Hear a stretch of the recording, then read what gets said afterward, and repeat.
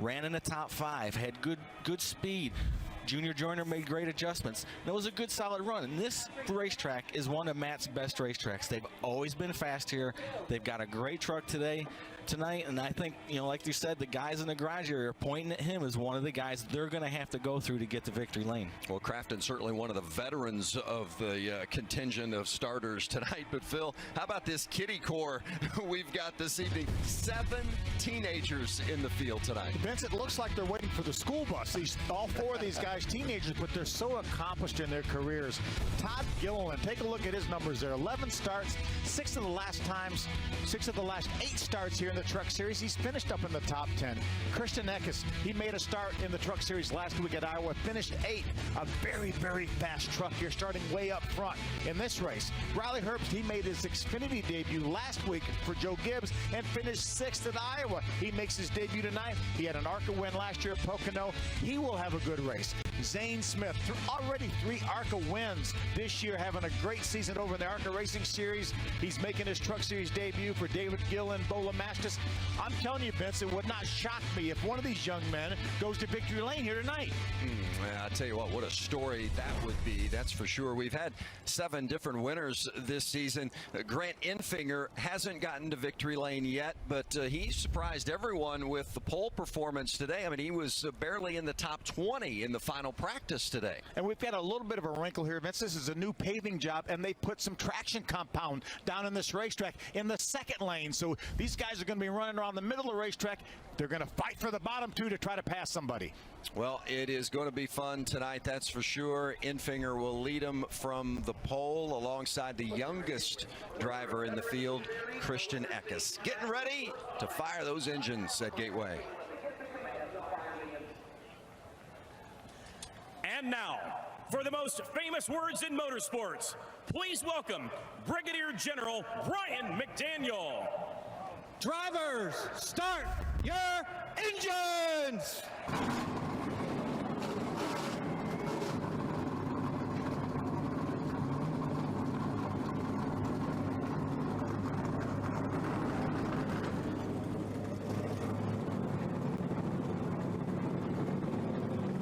Engines are fired.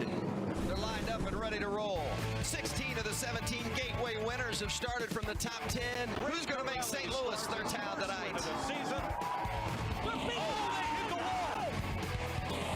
It's been the Ted Musgrave show. Custer picks up his 2nd win. Mike Skinner is going to win at Gateway. Oh, Todd gets turned. There's just no cure for stupid. In the shadows of the Arch and the St. Louis skyline, Nascar Camping World Truck Series racing from Gateway Motorsports Park. This is one of the toughest racetracks these guys are going to see all year long. The strategy is absolutely all over the board. The sun is out. It's a beautiful evening here in the St. Louis area, and we are about ready to go racing. Jonathan Nemechek is going to bring him home. Tonight is his night. Nemechek wins at Gateway.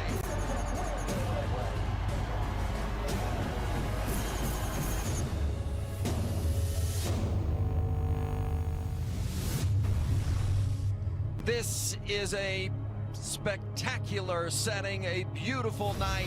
Gateway Motorsports Park for the NASCAR Camping World Truck Series. Racing here for the 18th time. Race number 10 of the season, and it's going to be a fun one tonight. They are already on track and lined up, and a unique challenge for them on this racetrack. This racetrack is a lot of fun as a driver. Turns 1 and 2, 11 degrees, but it's sharp. You got to keep that momentum going. 3 and 4, long sweeping corner. 2 totally different corners. But the thing about this racetrack is they're repaved. Brand new racing surface, but what makes it even more unique is the traction compound that they put down in the 2nd groove. Let's take a look at our Shell Rotella race analysis. You see this race, stage length 35 laps, and then 70 will complete the 2nd stage, and our final stage will be 90 laps. The total race, 160 laps, 200 miles. Our winner last year was John Hunter Nemechek. Starting lineups for tonight's race, including our pole winner Grant Enfinger, his second career pole, first of the season, alongside the 17-year-old making just his second Truck Series start, Christian Eckes. Noah Gregson looking for another win this year. How about Ben Rhodes? We talked about the trouble he had. Let's see if we can chat with Ben Rhodes. Hey, Ben Rhodes, Phil Parsons and the boys up in the Fox booth. You got a copy? Got you, Phil. Ben, I know you didn't have a whole lot of time in this backup truck, just a handful of laps during qualifying. Did it feel like it's what you need to make your way from the back? I believe so. We made some changes on it since qualifying, but qualifying was almost like a practice session for us, unfortunately. But man, I just got to give all the credit to Motorsports Racing. All the teams really came together to put this truck, you know, all together in one piece and make it as similar as we could to our primary. Unfortunately, there's some things that we just can't make the exact same, but we did our best that we can, and I do think it's the truck that we're capable of marching to the front end. Just really have to thank them guys for all of their hard work. All right, buddy. Thanks for talking to us. Good luck. All righty. Thank you, guys.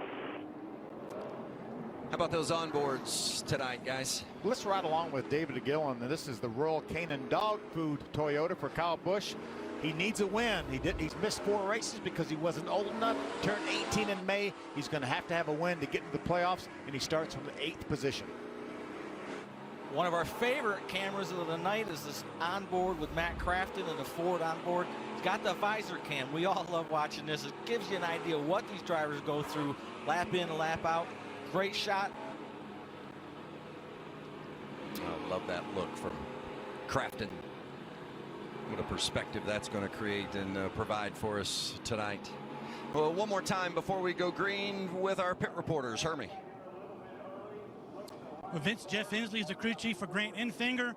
We talked yesterday. The speed has been there with this truck. You just need a uneventful race and nothing to go bad, but a solid effort so far today. What kind of adjustments do you think it may have to take with this racetrack tonight to send this truck to victory lane? Well, I mean, I feel like the track's going to tighten up as more rubber gets laid down, so we'll try to stay ahead of the track. Goodyear's brought a really good tire here, and our champion power equipment F-150 has been. We've struggled in practice to get what we needed. We found some stuff this morning. We leaned on our teammates at ThorSport, and we all worked together on it, and I think we all got really, really good trucks. But just trying to stay up with the track, and track position is going to be a premium, I think. Alan? Well, Junior Joyner and crew packed it in early in that final practice. To me, that screams confidence. How confident are you in the truck tonight? Gosh, we've had a really fast Menards F-150 all weekend. Right off the trailer, and we've just made it better, and Matt's done a heck of a job, all the guys back at the shop. I feel like we gave one away. At least our teammate got it, so that's good for Duke and Rhonda Thorson, all the guys back at home. We just got to execute. That's all we got to do. You know, it's going to be about track position, restarts like always, and I just hope that yellow one's out front. My boy's been wearing me out, so every time I come home, I'm not bringing home any trophies nowadays. So CJ and Jackson, I'm bringing home a trophy tonight, boys. He's going to do it for the kids, guys. The kids are the toughest critics. I love this. The 4-wide salute is our NASCAR Salutes program, saluting our service men and women, protecting our freedoms, not just around the country, but around the world. What a great scene that is.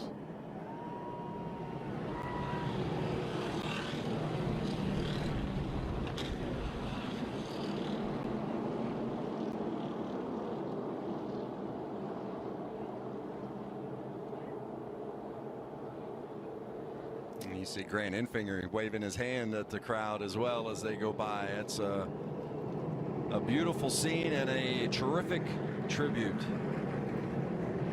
As a driver sitting in there, Vince, I'll tell you, it means a lot to these guys to be able to have that little tribute and show their appreciation.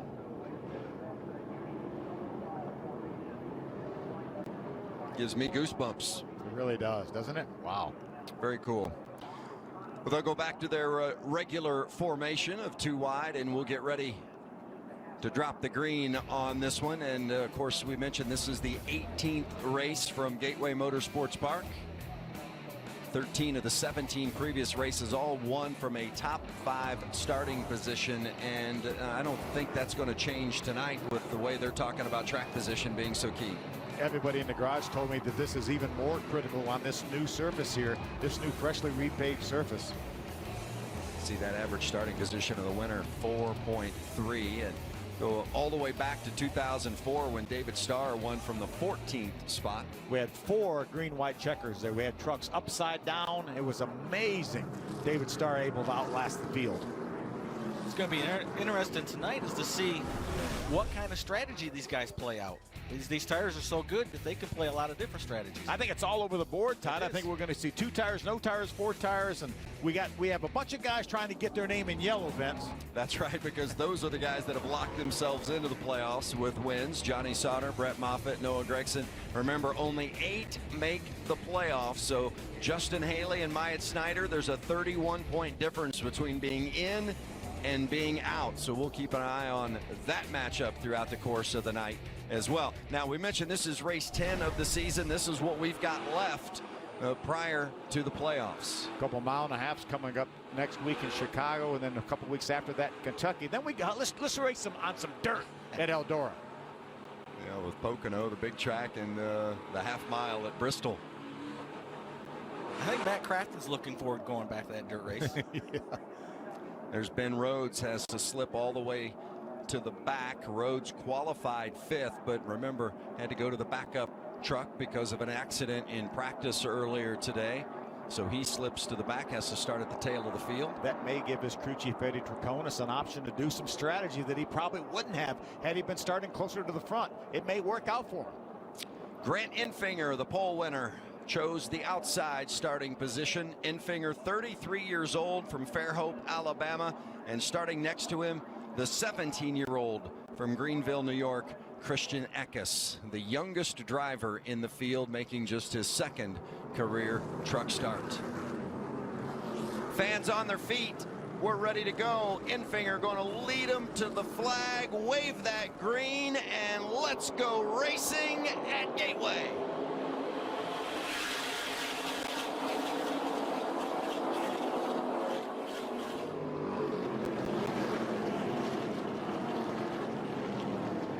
Enfinger getting a little bit of that extra grip up there in the traction compound, just what he needs to get past Eckes as they come off 2 and down that back straight. Strong move by Matt Crafton to get by a truck or 2. John Hunter Nemechek working the bottom, slips into the 5th spot.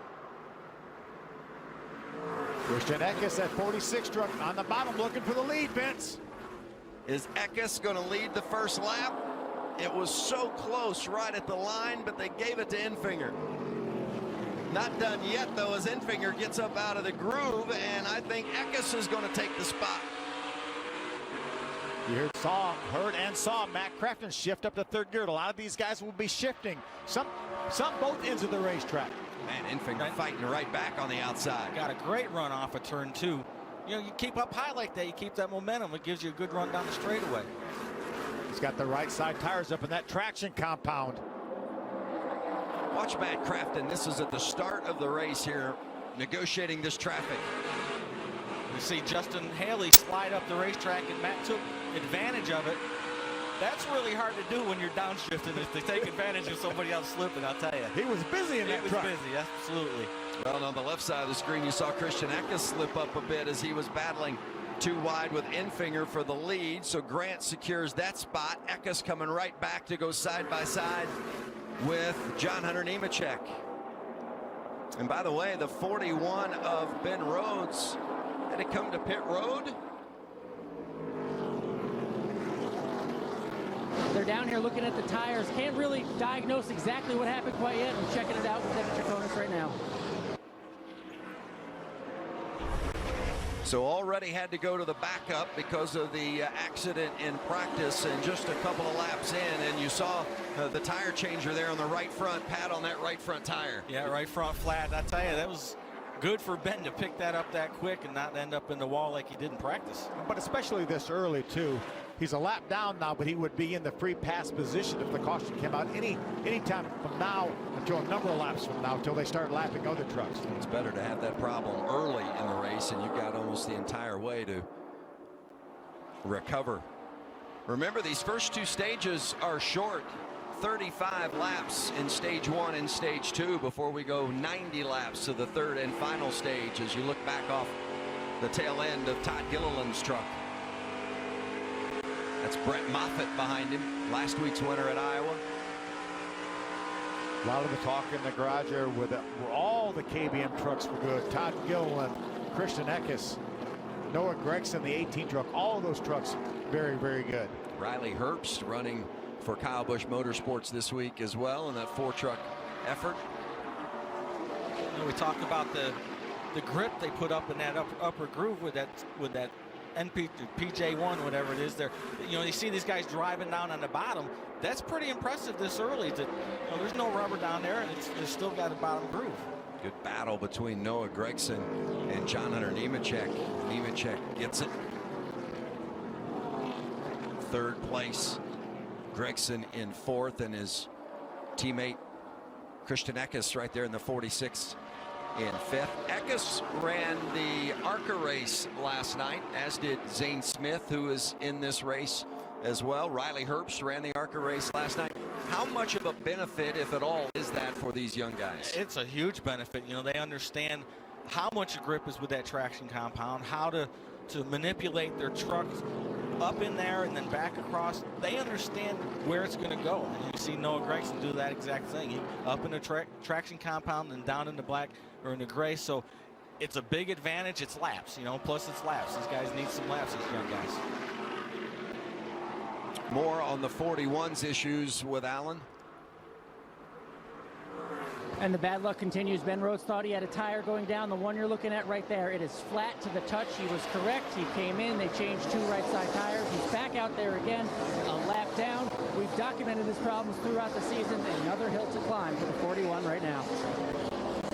Yeah, good work down there, Allen, and keeping an eye on that story. Previewed it well pre-race. We heard Jeff Hensley say at the start of this race that they didn't have a good truck to start practice with, and they've tuned on it, leaned on their teammates, and they have got it tuned up right now. Well, a couple of ThorSport trucks out there. Speaking of teammates, Grant Enfinger and Matt Crafton running 1-2 at Gateway in the shadows of the arch.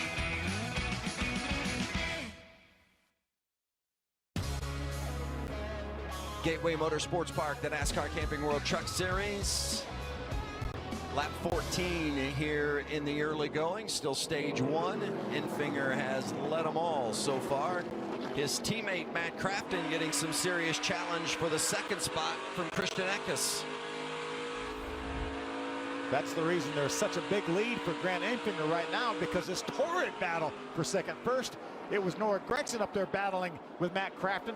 Now Christian Eckes is trying to get by Crafton. Well, Gregson is right there in case something happens, and maybe even make it 3 wide if possible, Hermie. Yeah, Vince, the 18 has had a solid weekend. We mentioned the 41 having some damage, having to go to a backup truck, where the 18 also had a little bit of contact with the wall earlier today in practice on a mock qualifying run. He got the right rear of the truck into the wall in the right rear tail light area of that 18, but they did repair it. This is the primary truck, and they are looking to take advantage of the fact that they were able to come out in April, as well as the 88 you see there with Matt Crafton and the 24, and do the Goodyear tire test. So they feel like they've got everything in order to try to get win again tonight. Last win for that team, the 18, was Kansas earlier this year. Yeah, and they had a pretty good run here last year. Hermie finished 9th here at Gateway, and that was after starting at the rear of the field. But Gregson drove his way through on that night as well. Speaking of driving their way through, how about Johnny Sauter starting to make up some ground, as Sauter missed the final round of qualifying, rolled off 13th tonight, and Sauter now inside the top 10 in that 21 machine. We caught a glimpse of the 4 of Todd Gillen getting by the 24 of Justin Haley to take over the 6th spot. Look at Johnny Sauter drive down to the inside. He's going to get even with Moffitt. Hermie told us beforehand, Sauter happy with the way his truck had been handling, just haven't had any grip, been fighting that. In fact, weren't too pleased with the truck they had last week at Iowa, but he still managed a top 5 finish. So don't ever count out Johnny Sauter, former series champ, 4-time winner this season. Nice up front. Noah Gregson continues to move up passes Crafton now. Gregson into the second spot. We've run 18 laps, and I think those guys were battling for about 22 laps, it seemed like. Now, Christian Eckes working on Matt Crafton. And gets the spot. Matt's truck seemed to have gone a little tight on him right here in the middle of the corners, and you cannot have that at Gateway and make time. And these two obviously running the bottom very well. A little surprising to me, Phil, that even when no one has nobody outside him, he's running the bottom. That was a great move from Matt Crafton on the outside. You saw him grab third gear and just scored ahead of Eckes in the center of the corner. He's grabbing third gear again, slipped a little bit up off the corner, going to lose a little bit of ground. What valuable experience for the 17-year-old Eckes, making just his second truck start against Matt Crafton, a two-time series champion, side by side. Yeah, Matt's going to have to slide in behind the 46 of Eckes as they go around the lap truck of Jordan Anderson. John Hunter Nemechek right behind Crafton. See if Nemechek goes to work on the 88. Nemechek watched that line that those other two guys used to get by up beside Matt Crafton. Matt's really tight off the exit of 4. Shifting that thing and getting those RPMs up, you'd think maybe would help free it up, but it's just not working for him. He's not be able to use the throttle like he needs to. Crafton had a really good truck last week at Iowa, but ended up having some contact with the Stewart Creason and then eventually cutting down the left front tire a few laps later. And when that left front went down, he shot up the track and collected about 4 others. And that opened the door somewhat for that young man, Brett Moffitt, to drive to victory lane. What a night that was for him, Hermie. Hardy has 2 wins on the season, Atlanta and last week at Iowa, but tonight, caution's out. We'll get back to the 16. And it's Jordan Anderson who has not quite come to a stop, but certainly has lost power and is right there in that bottom groove enough to create an issue and bring out the caution. You would think that would have been good news for Ben Rhodes, but another truck got lapped, so Ben Rhodes is not in the free pass position. Good crowd on hand. Watching stage 1 at Gateway. Back to Gateway Motorsports Park. The NASCAR Camping World Truck Series. Caution was out because of Jordan Anderson. The 83 of Tyler Matthews got the free pass. Several taking advantage of the opportunity to come to pit road. And look at Todd Gilliland in the 4 truck. He's telling Christian Eckes, hey, you're going too slow. Get out of the way. I got to get to my pit. Get out of my way. And that's his teammate. Well, when Gilliland did get to his pit box, what did he do, Alan? Well, it was going to be a 2-tire call, but late into him getting in the box, they switched to a 4-tire call. Was just listening to his crew chief, Marcus Richmond, on the radio. It said they weren't going to gain too much in terms of track position. Said, why not go with 4? I've talked to them throughout the week. He said they have to be strong with their strategy. Remember, only a win really matters to them in getting in the playoffs. So they're playing the strategy game, guys. Hermie? 46 of Christian Eckes came down pit road. 2 right side tires, no adjustments on the 46. Just spoke to the crew chief. He said the balance is good. They just feel like the right play for them. Come in, put 2 right side tires on, fill it up with fuel, but no really reports back from the driver. They feel like the balance is pretty good. Also the 16, the 21, and the 25 also on pit road. Back to you, Alan.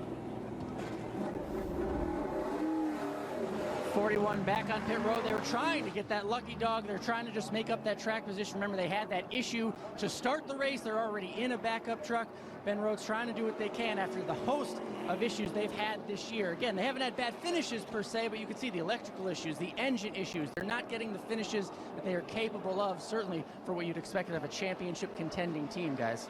Yeah, this was a group that coming into the season, I know they expected to contend for wins every week. I mean, they believed that they could be a champion this season, and they just haven't been able to get to the finish as a contender in any of these races. I think if they can shake the bad luck, I think they will be a contender again, but they've had so much bad luck, it's put them in a very vulnerable position point-wise for the playoffs. Going to a backup truck here, you're always going to have bugs. You're always going to have some issues. And fortunately, as bad as that sounds, fortunately, it's been in the beginning of the race. They've been able to decipher it, figure it out. You know, there's only a couple trucks in front of him a lap down. He can get up there and still get the lucky dog here at that break. I think he's going to easily get the free pass here because we know we're going to get another caution flag at the end of stage number 1, and I don't think there'll be enough time for our leaders to come around and lap any other trucks. So I think they're banking on getting that free pass here at the end of the stage. Well, and on the positive front for Ben, it's not been all bad news lately. He recently got engaged, so congratulations to he and his girlfriend Caitlin. Absolutely. Fiance now. Fiance, yeah. We're getting ready for this restart, and then you see up in the upper left-hand portion of the screen 9 laps to go here in stage 1. So it's going to be a mad dash to the end of stage 1 and those stage points that are up for grabs. On this restart, it'll be Noah Gragson on the inside and Grant Enfinger outside as the control vehicle. Right now, outside the top 10, Vince, with just a handful of laps to go in this stage, is Johnny Sauter, and he's been in the top 10 every single stage for the last 17 races. On board with Matt Crafton. Let's crank it up as we go back green at Gateway.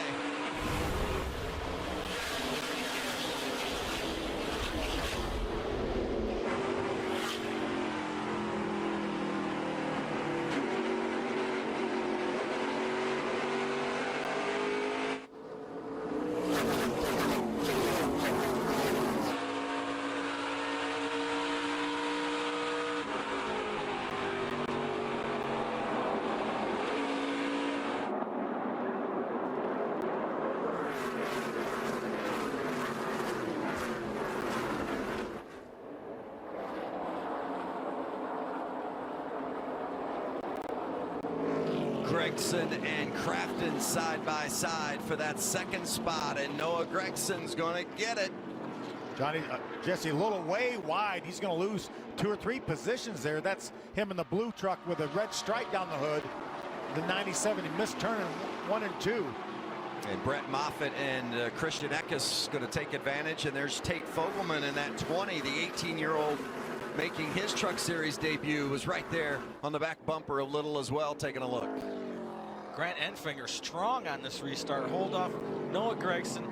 I thought Noah could have given him a little bit more run, but I tell you, Grant has got a strong truck right now. Sargent got up out of the groove as well. Some of these guys, they drive it down so deep into turn 1, and if there's somebody on the outside, it puts them in a tough position to get that truck turned. Yeah, they want to get down there and get that traction compound, and sometimes there's other guys already there. Well, what happens a lot of time, you drive it in a little too deep and it gets it over on the front tires, and it'll actually make the truck loose. Then you got to chase it up the racetrack. So very fine line on how deep you can drive it in the corner. That's Fogelman in that white truck. Johnny Sauter on the inside of him in the 21, and then Stewart Creason there in the 11th position in that 52. Creason had a good week. Won over at Outlaw Speedway in the modified on Wednesday. It seems like every time we do a truck race, we talk about him winning a dirt modified race somewhere. So you talked about Sauter and his consecutive top 10 in the stages. Look where he's at. Yep. In the 9th position. Yep. Ooh, just barely. Didn't have quite enough room. Tate was there. A little contact here between Gilliland and the 25 of Dalton Sargent. This is what you were talking about, Todd, a couple laps ago. He drives in there and they make contact. Slides up the hill there into the 25. Sometimes 8 tires are better than 4. They handle better, I think, yes. That happens a lot getting in the first turn. And like Vince said, you get the truck loose and then you get a little air off and it makes it really bad. I think Todd's got a big problem. And there is Dalton Sargent. More issues for the 25. See, the left front is down. I wonder if that was from that contact with Todd Gillen. That's who he made contact with that we showed it on replay. That's a strong possibility. We saw that last week with Matt Crafton. Well, and that is a big blow for Dalton Sargent, who was 10th in the playoff standings and trying to get his way into the top 8 to make the playoffs. And he's also in a Rookie of the Year battle with Myatt Snyder. So early issues for Dalton Sargent, in all likelihood, going to put an end to his night. Yeah, he hit the ball hard. That truck's hurting. Now watch after. Yeah, that left front is already flat. He realizes it when he gets down to the corner, turns the steering wheel to try to come around the corner, and the truck wouldn't turn. And as we will look at a replay here in just a moment of the 4 of Gilliland again making contact with the 25 of Sargent. When we show this here, watch the crease just above the left front tire after this contact here. Yeah, pretty good body slam right there from Gilliland into Sargent. And that crease just above that left front is what created the rub, and then eventually that left front blown out. And then that. Yeah, just along for the ride at that point. He got down in the corner. That tire went down. Absolutely nothing Dalton could do. So a tough situation for the 20-year-old from Boca Raton, Florida. Dalton Sargent is out. And remember last week, Stewart Creason and Matt Crafton, there's Crafton in that neon 88. They had a little bit of contact, and that created a rub on the left front of Crafton, and then that was the result. Not unlike what we just saw from the 25 of Sargent. Almost exactly the same thing. Several good trucks got taken out in this situation here. John Hunter Nemechek had a great truck. It knocked him out of the race. Stewart Creason, a great truck. He was able to survive and finish up with a top 10, but not near what he deserved. Yeah, Creason led 48 laps in that race last week and was a truck that we thought was certainly capable of winning that race, and he was involved in that contact with Crafton, and that ended his chances of victory. So after looking at what we saw last week, really fortunate in a lot of ways that Sargent was the only one that suffered the damage there. I mean, that could have been something that could have collected another 3 or 4 trucks possibly. Yeah, if he was underneath a guy in a pack, it absolutely could have collected them all. You know, that's, you know, these truckers, they race hard every lap, and you know, to have somebody slide up into you is not unusual. To have this happen 2 weeks in a row is really unusual. The exact same thing, a left front fender behind the tire getting into the tire. It's unusual. So they're on the backstretch here, and they are coming to the green-white checkers, which will end stage number 1 in this order that you see on the left side of the screen in the pylon. I talked to Jeff Hensley early part of the year, and he said we really felt like we didn't quite get the stage points and how important the stage points were going to be. We have to concentrate more on that. Best way to do that is get the maximum number of stage points, and Grant's going to do that right here. And that's big for Enfinger.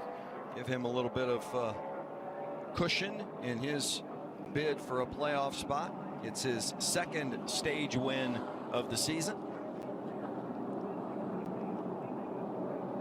We've seen in the past how important these stage points can be. You've got to think about it. You've got to concentrate on getting them. Well, Enfinger's won the first stage. He'd like to just keep winning all night long. Maybe get that first win of the season for the 98.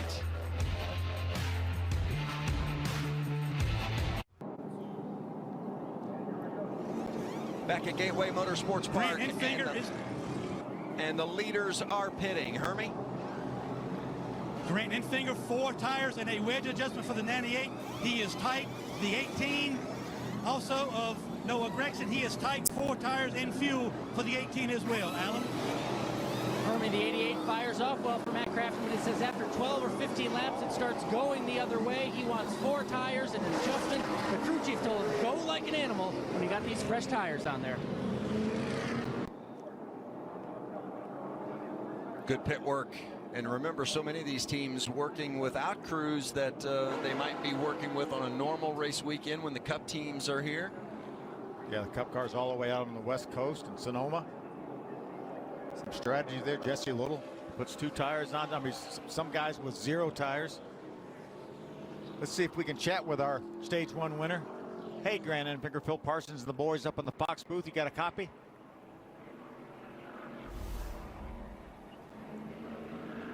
Hey, Grant Enfinger, Phil Parsons, you got a copy? We'll have to check that and see if... Got a copy on me, Phil? Yeah, I got you there, Grant. Great job on that first stage. And you proved that that pole wasn't a fluke. Did you guys have to change anything to try to keep up with this racetrack, or did you just leave the truck alone? Yeah, we made a few adjustments, but honestly, the truck, ever since we qualified there, has been really, really good. We were fighting it yesterday afternoon and this morning a little bit. We got a little tight on the tail end of that first run, so we freed it up a little bit. But overall, Jeff Hensley and everybody here at ThorSport has brought us a really good Ford F-150. Well, you're wheeling the heck out of the thing. Keep it going, bud. Thank you, guys. Stage 2, we'll wave the green flag on it when we come back to Gateway.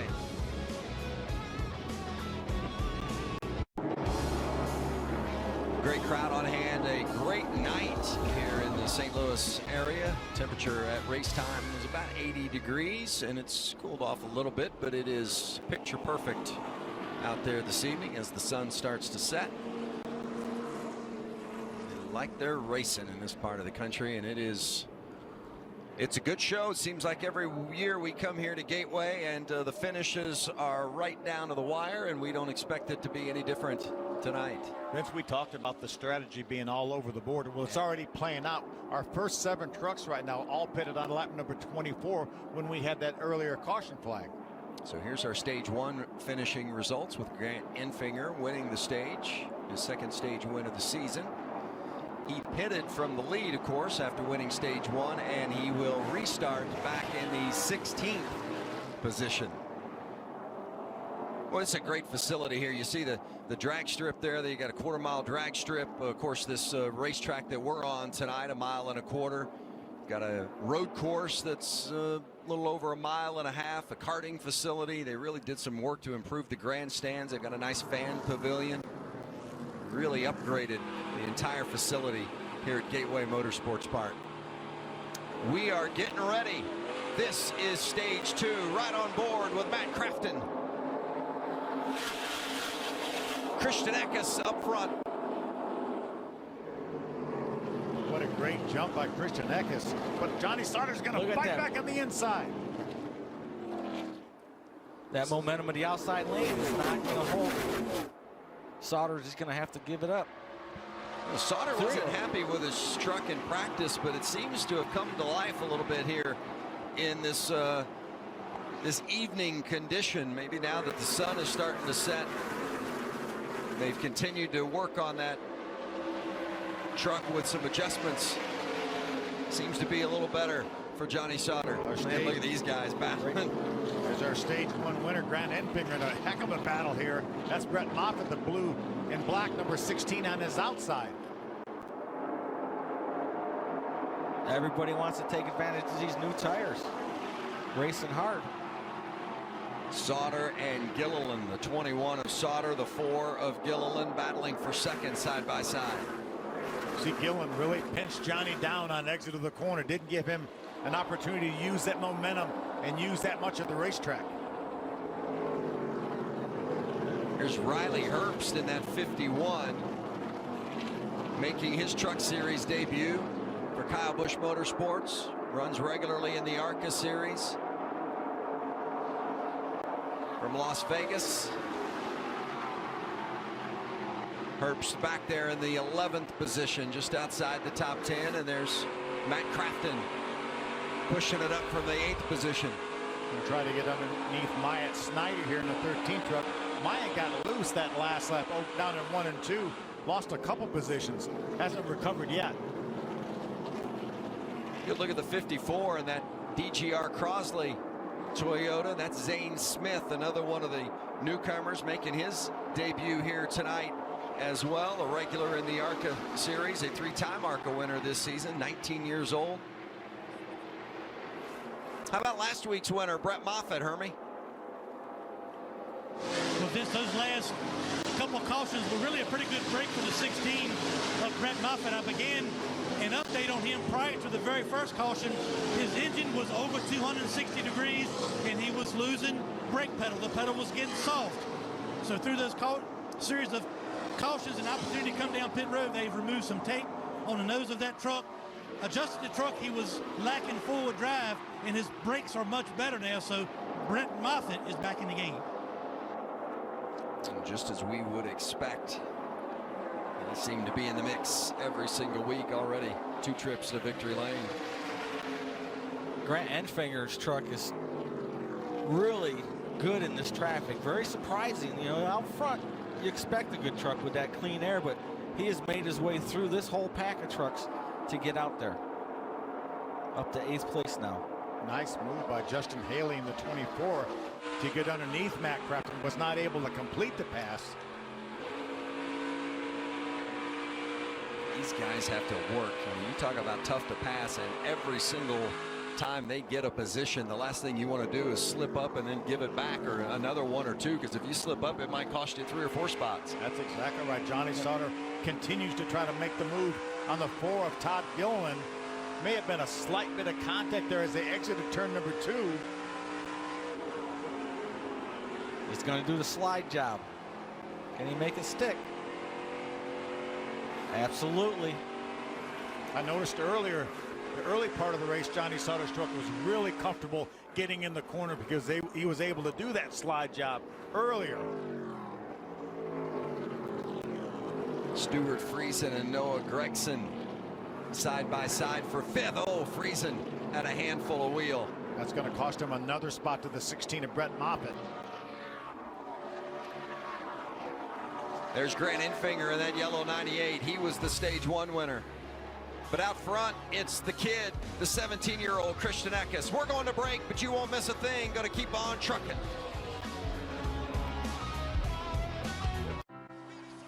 Before we can wave the green flag, we raise the red, white, and blue. Before we can race, we soar. Before we can scream, we sing. Before we celebrate, we reflect. Before we can do what we do, we thank you for all that you do. NASCAR salutes our troops. No, pick up.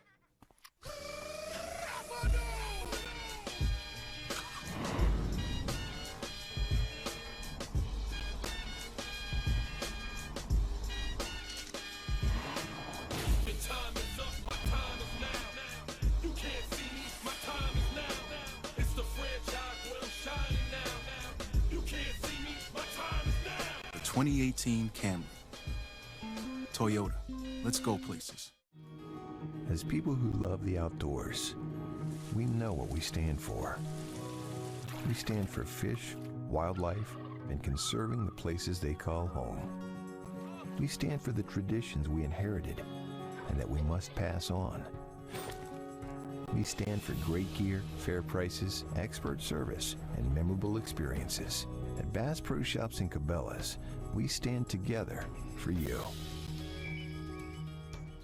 Nothing gets a family's full attention like my freshly prepared chicken. The delicious KFC $20 fill-up with 8 pieces of extra crispy chicken and sides will surely get your kids off their phones. And they may even look at you, their loving parent. KFC, it's finger-licking good. Section PU 402, row 41. Section 104, row 4. Blaney got it first win. Section 25, row 3. What a year for Bubba. Section O, row 25. Section 156, row 4. Kurt Busch to the lead on the backstretch. Section 233, row 1. Martin Truex Jr. wins. You get a seat, but we doubt you'll ever use it. Grab your seats at NASCAR.com/tickets today. 7 teenagers in the field tonight here at Gateway. None younger than the pilot of this Toyota Tundra. That is Christian Eckes, 17 years old, and he is out front here at Gateway. But that wily veteran Johnny Sauter, that 40-year-old veteran, is chasing him down. Once he got clear of Todd Gilliland in the Ford truck, he's been running faster laps than Christian Eckes has. Sauter train's coming, Phil. Joey Shear's got him tuned up. You know, how many times have we seen this happen? Not very good the first run. Joey tunes him up. How about Jesse Little, Alan? Having another great run. We've come to be used to this. You know, he's playing the track position game. He told me before the race they were going to do what they can to get out front.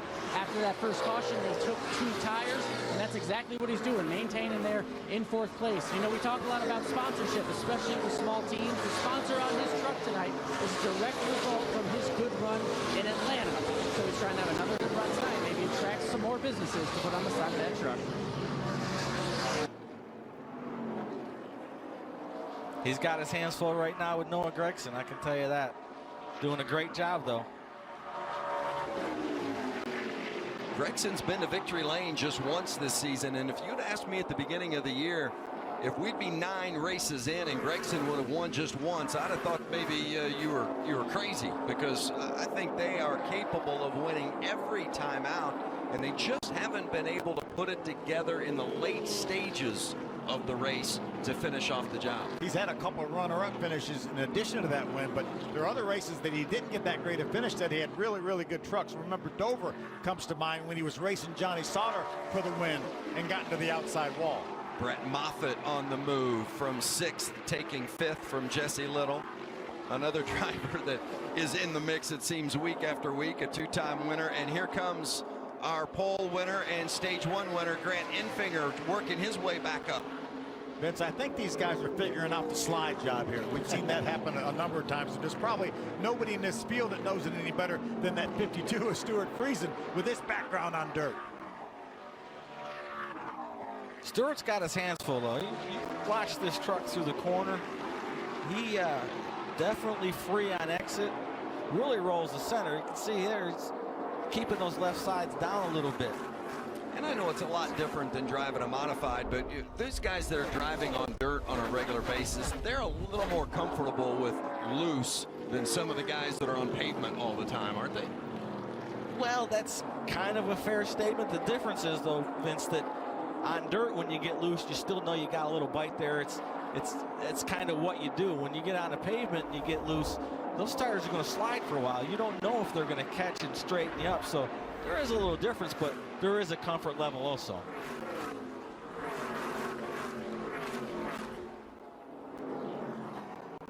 You know, Phil, Jesse Little took 2 tires on that stop. You think maybe that's factoring into him? He's kind of backing up a little bit right here. Yeah, but he's got some awfully good trucks that he's racing around. They're still holding on to the 6th position. He really hasn't fallen that far out of contact. He's 7 seconds behind our leader Eckes right now, but Eckes has almost a 2.5 lead over Johnny Sauter. Remember, we talked about Johnny Sauter chasing down Christian Eckes. That lead is stabilized now at about a 2.5. Final 10 laps here in stage 2. Been talking a lot about Stewart Creason tonight in that 52. How's the handle on it, Alan? Well, he's fallen into a bit of a rhythm right now, trying to chase down Jesse Little in the 97. But before this, he was really complaining about being just far too tight to make any progress. Remember, they took just 2 tires on that lap 24, so some of the oldest tires out there on the track right now. It's his first time here at Gateway. He spent a lot of time iRacing, trying to learn as much as he can, but certainly learned a lot more in the 3 practice sessions before the race started tonight, trying to chase down that 97 and get to the next caution, guys. You know, and I'm a big believer in the iRacing technology and the way that these drivers use that type of simulation to get ready for some of these races. But you can't prepare for the traction compound that's put down on iRacing. So you can get a little familiar with this racetrack, but that traction compound puts a whole new wrinkle in things. Absolutely. You know, it's a whole different grip level in that gray versus that black. And we saw right there, Stewart tried to do a little slide job and couldn't quite complete it. See if he does it here. Yeah, but Jesse's holding him off, but he gets into that black and gets that grip where he was sliding through the gray. It seems to be easier to do a slide job down into turn number 3 than it does down into turn number 1. How about 3 wide going in 3? Grant Enfinger giving it a thought. He's going to be a little bit more patient than maybe what others would consider. I don't know, maybe not. He thought for sure he was going to just hang on to it for a moment. A little wiggle from Creason and a good push from John Hunter Nemechek, giving Jesse Little a bump up. One thing we don't think about here at Gateway is drafting. What a great move there by John Hunter Nemechek. Clears the 52 of Creason. Last year's race winner Nemechek side by side with Jesse Little, trying to get that position, which would be 6th. There's that slide job, and it worked again for John Hunter as he got down in turn number 3. Now Grant Enfinger pulls up even with a Here goes Justin Haley to make it 3 wide. Swinging from the top to the bottom is the 24 of Haley, and he gets in finger. That's the easiest way to make a pass. Problems for the 88 of Matt Crafton with just 6 to go here in stage 2. Oh, Crafton has been so good so many times here at Gateway, and then has had an issue in one way or another derail his hopes of a win, and it looks like tonight is going to be no different. We talked to Junior Joyner before the race. Nobody, probably haven't seen as much confidence out of Junior Joyner in a long time. Crafton was running 10th, and he's come to a stop to where they're going to have to put the caution out and bring the tow truck over to give him a bump back to pit lane.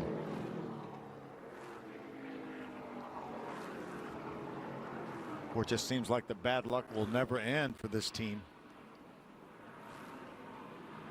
Junior Joyner, remember, he told us before the race that his kids keep asking, "Where's the trophy, Dad? How come you haven't bringing home the trophy?" Junior said, "We're going to bring it home tonight because I'm tired of answering the question." Well, I don't think they're going to take home the trophy this evening either. Frustration for that camp.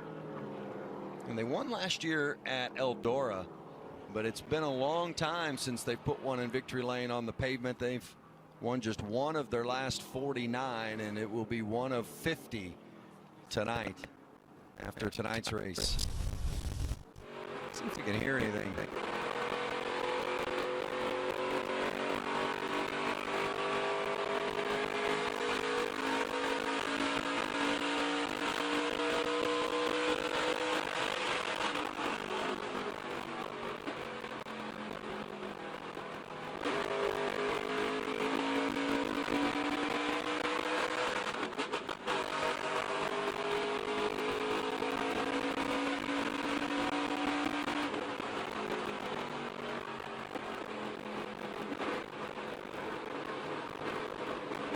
Maybe ignition or a battery situation or a fuel situation. I think it's a transmission, Phil. Listen to the rattle. Coming up off of 2 right there, it looked like he might have missed a shift and then jammed it back into 4th.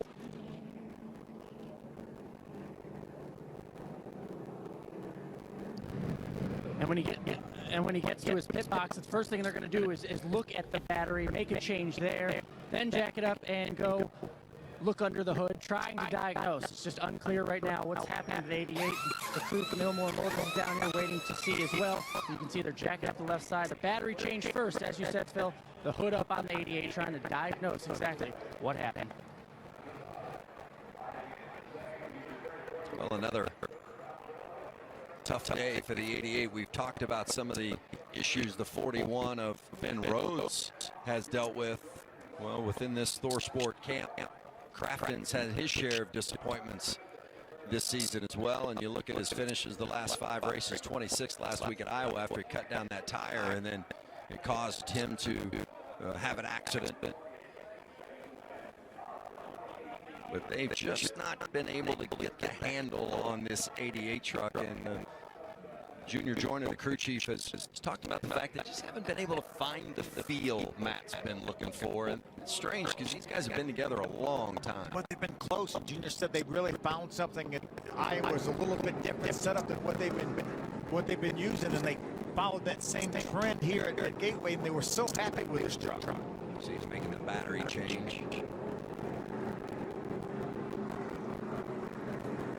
We mentioned the 41 is a teammate of Crafton, Ben Rhodes. He's still out on track, but he's a lap down after those issues early in the race. Yeah, I really thought he would be a lock to get the free pass at the end of the stage. Remember, we had a caution prior to the end of the stage, and then when the caution came out for the stage, Josh Rayom had somehow got a lap down as well, and he was in front of Ben. So Josh Rayom got the free pass then. So Ben still finds himself a lap down, and is not in the free pass position right now.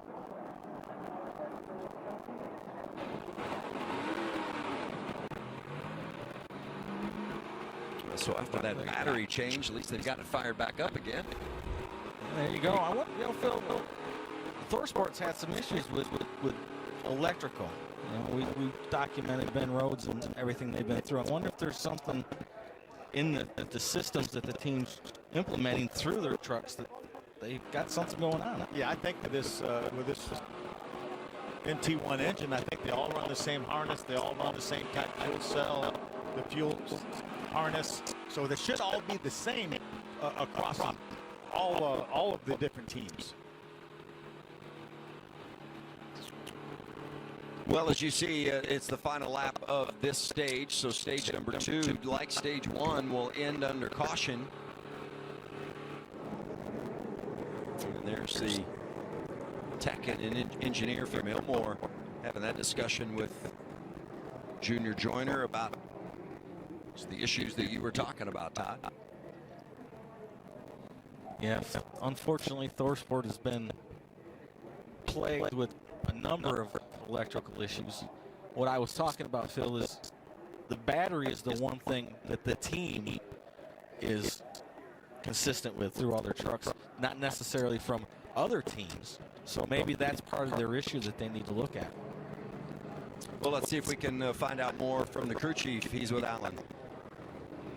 Crew Chief Junior Joyner joining us now. It fired off again. What was the issue? Change your battery? What's the issue? We had to change the battery. The alternator's done. I don't know. They're still trying to science it out, I guess. So, you know, it's a big cost for something we spend a lot of money on. It's just there's no excuse for it. So our day's pretty much over. We'll use it as a test. We'll go to Chicago, try to kick their ass there. You heard it. That's the plan. And you can flat out sense and understand the frustration from Junior Joyner. They came here with a lot of confidence, thinking that they had a truck that could win this race tonight. And as he said, their night's basically over at this point from a hope standpoint of winning the race. Yeah, I think they certainly had a shot at it. They had an awfully good truck here tonight. So Christian Eckes in that 46 truck.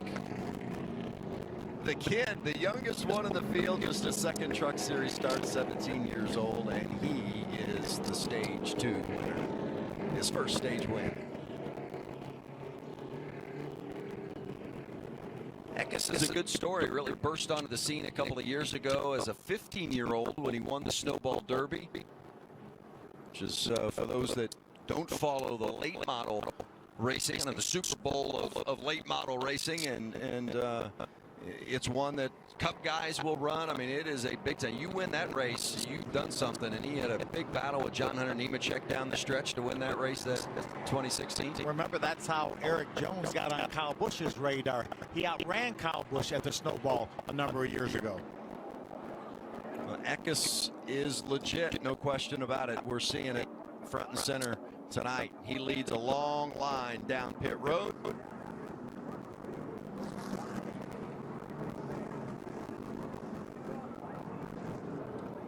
Hermie's waiting on him. 46 hits his pit box. They're going to put left side tires on, add a little air to the left rear. Truck's a little bit loose. The 21 of Johnny Sauter. They're going to go with 4 tires. At least that was the plan. Really struggling with the right front. However, his truck is tight. Alan. Todd Gilliland had a good run on that last run, but was a little loose, then a little tight, so they're coming in to maintain some of that track position. Just 2 tires for the Ford truck. Remember, they really need that win. They got to be smart on the racetrack, strong in the pits, is what the crew chief says. So Noah Gregson picks up 3 spots with those 2 tires.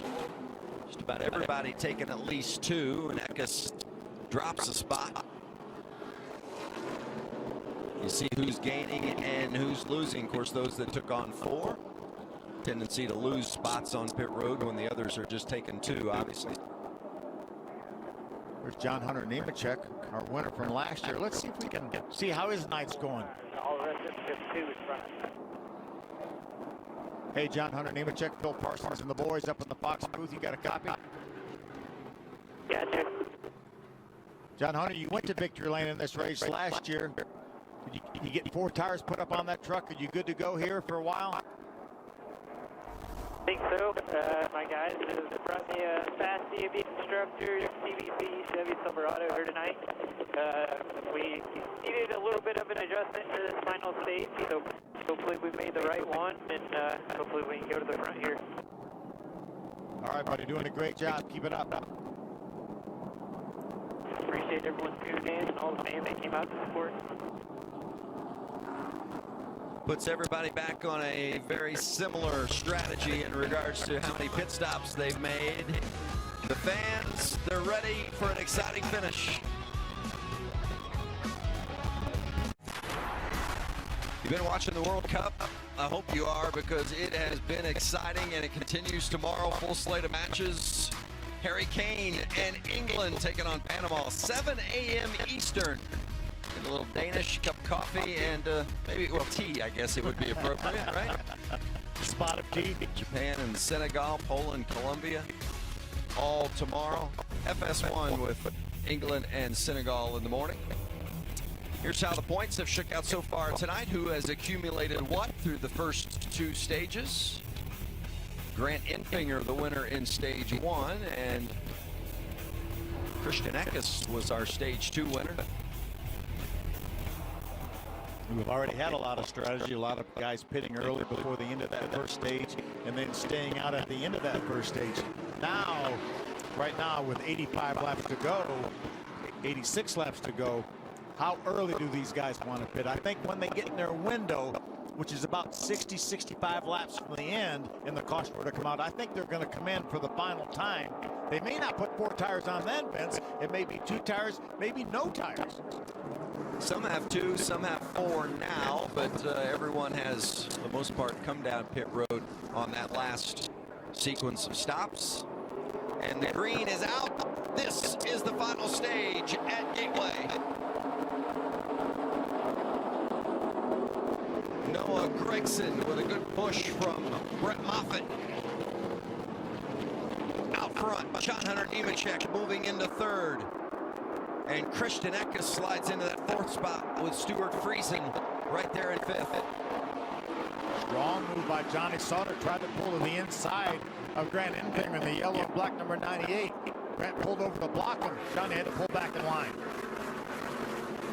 The restarts are the best opportunity to grab a spot or two, because that's what everybody is closest to.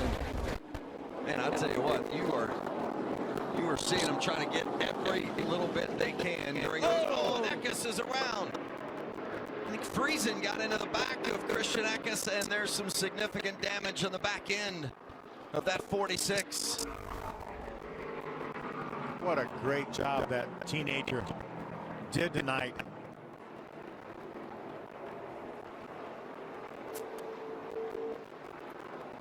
That's Cody Glick as crew chief. He's a super late model crew chief for Kyle Busch. And when they run this 4th truck, the 46 truck, Cody jumps over and crew chief said, what a great job this entire team has done tonight. So Eckes will bring it to pit road, and they'll begin repairs on the back end of that machine. The good news for Ben Rhodes, finally, he is the driver getting the free pass with his caution. Hermes there with the 46. Yeah, Vince, he's hit the pit stall, but I can't imagine they'll stay here. They are on the clock as far as the time they'll have to repair it on pit road, but I can't imagine they'll do much here. I'll assume the 46 will go to the garage. Tough break. What an exciting race this guy was having. Christian Eckes, he was doing a great job out front. They just put on 2 left side tires and seemed to be in pretty good shape to have a battle with Noah Gregson for the race lead at the time, but disappointing outcome here for the 46. Well, he's led 34 laps tonight, won stage 2 in just his 2nd Truck Series start. And watch it, there he is right in front of you. And yeah, the 52 of Friesen just got into the left rear of Eckes and spun him around. He got loose getting down in the corner. You can see it right here. He gets loose, has to chase it up the hill. Christian absolutely did nothing wrong, was in the right position. Just a tough break. Yeah, Stewart was down there on the bottom, got it pinched off in that grade. He's going to get loose down there. What a shame. That kid was driving like a veteran. We're going to see a lot more of this kid, Phil, for sure. Driving smart, making good moves. Very impressive run tonight. Just have to feel for him. Yeah, absolutely. The entire team, really. What a great effort they put in here. You'll see Eckes back in the truck at ISM Raceway, of course, in Phoenix. And then he'll also run at Martinsville later this season. But the night is done for the Stage 2 winner.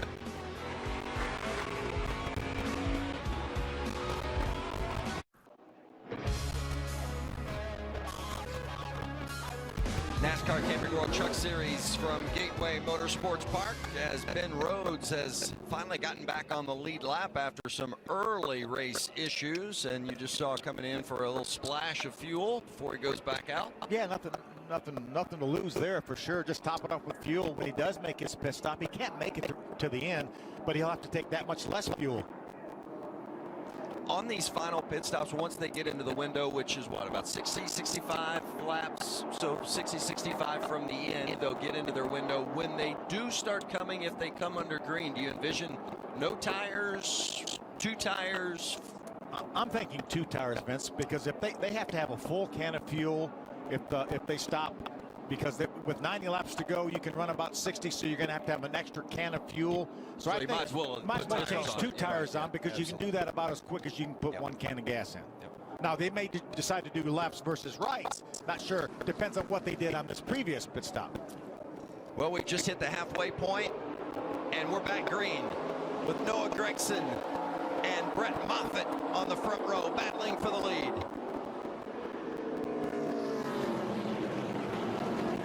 Moffitt, last week's winner at Iowa, getting up and getting in the front.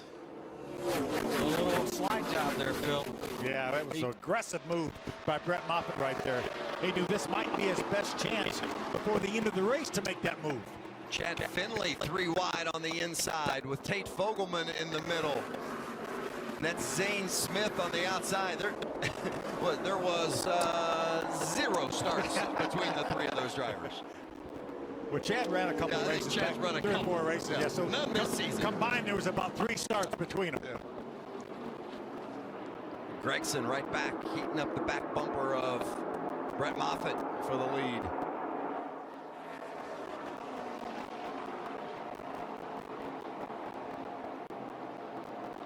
If we saw a battle yet, Grant Enfinger around the outside of Stewart Creason.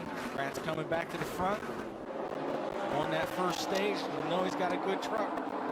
Here comes Todd Gillen, the white number 4 truck, getting by Creason as well.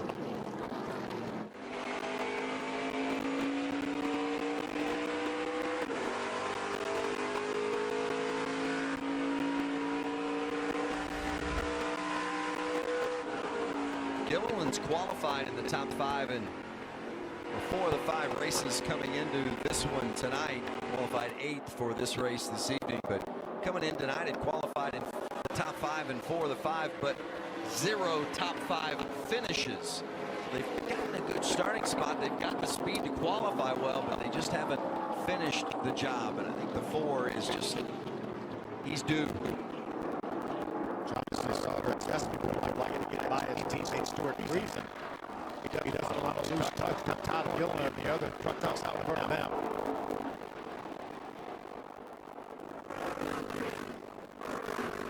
Obviously, a slow pit stop. Vince for the 21 and Johnny Sauter. They took 4 tires. They took on the right side. All that track, he was pretty animated in both of them. Look at this continual of that pit stop. But this Creason here and his spotter, Bob Jeffries, who has a lot of experience at the racetrack, and sets down back down, and he's moving his way back up front. They feel like if they can get that track position back, they've got a truck that can take the lead right down at battling this 6. Well, that's so important to have just Mr. Creason, but a spotter that can call him. Yeah, absolutely. Bob Jeffries is in the sport line. That spot a lot of great drivers.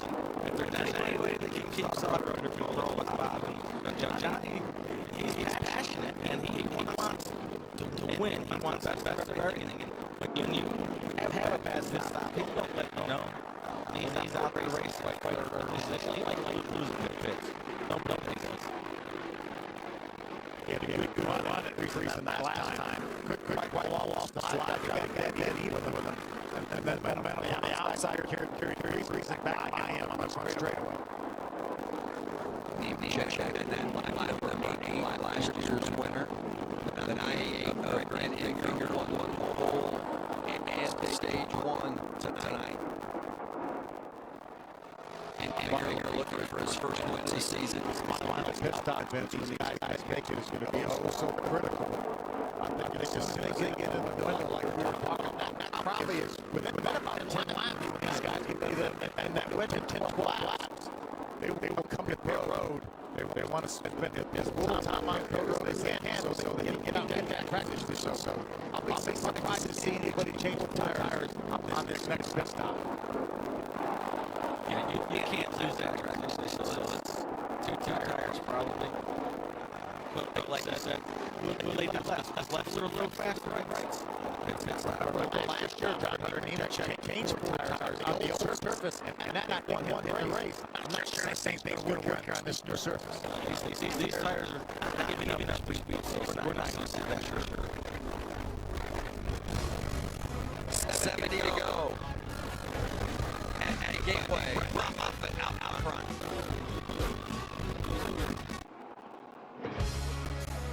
Brett Moffitt continues to lead the way, being chased by Noah Gregson.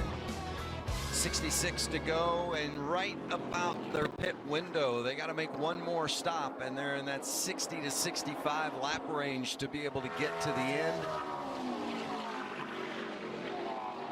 Moffitt, interesting story. They've won twice this season, but they are in financial straits. Sponsorship is of the utmost importance in regards to whether or not they're going to be able to get to all the races this season. And this is a championship caliber team, and they are hard at work just trying to make sure they get the bases covered to get to the next race next week at Chicagoland. Because we know when they get there, they're going to be competitive, just like they have been each and every week.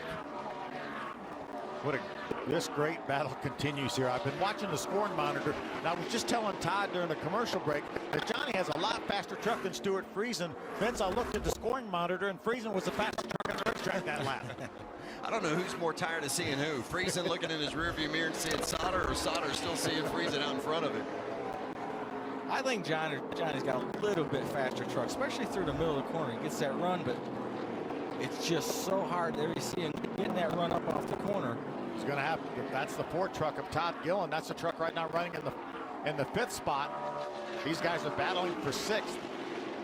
We heard Hermie report on the fact that Sauter was quite displeased with the way his pit crew performed, and Johnny's not been all that pleased with the way his truck has been handling today either. So my thought is that maybe Johnny Sauter's a little short on patience right now. So keep an eye on that situation and whether or not he eventually decides he's going to have to move Stewart Creason to get around him. These guys have been got a run going now. Got a great run going right now. Oh! It's into him. He didn't mean to do that, I don't think. I think it looked like Stewart came down the racetrack just a touch. Just a little. Up off the corner, but tough break for Stewart Creason.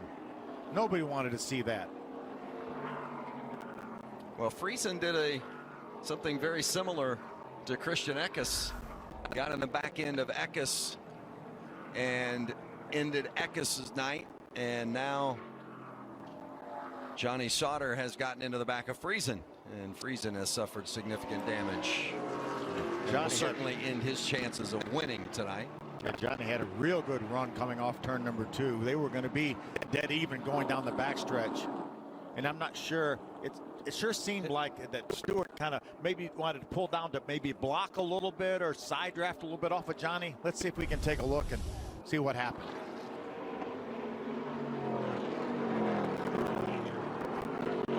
Can't really see anything from that view. From that angle, it sure didn't look like he came down the hill at all.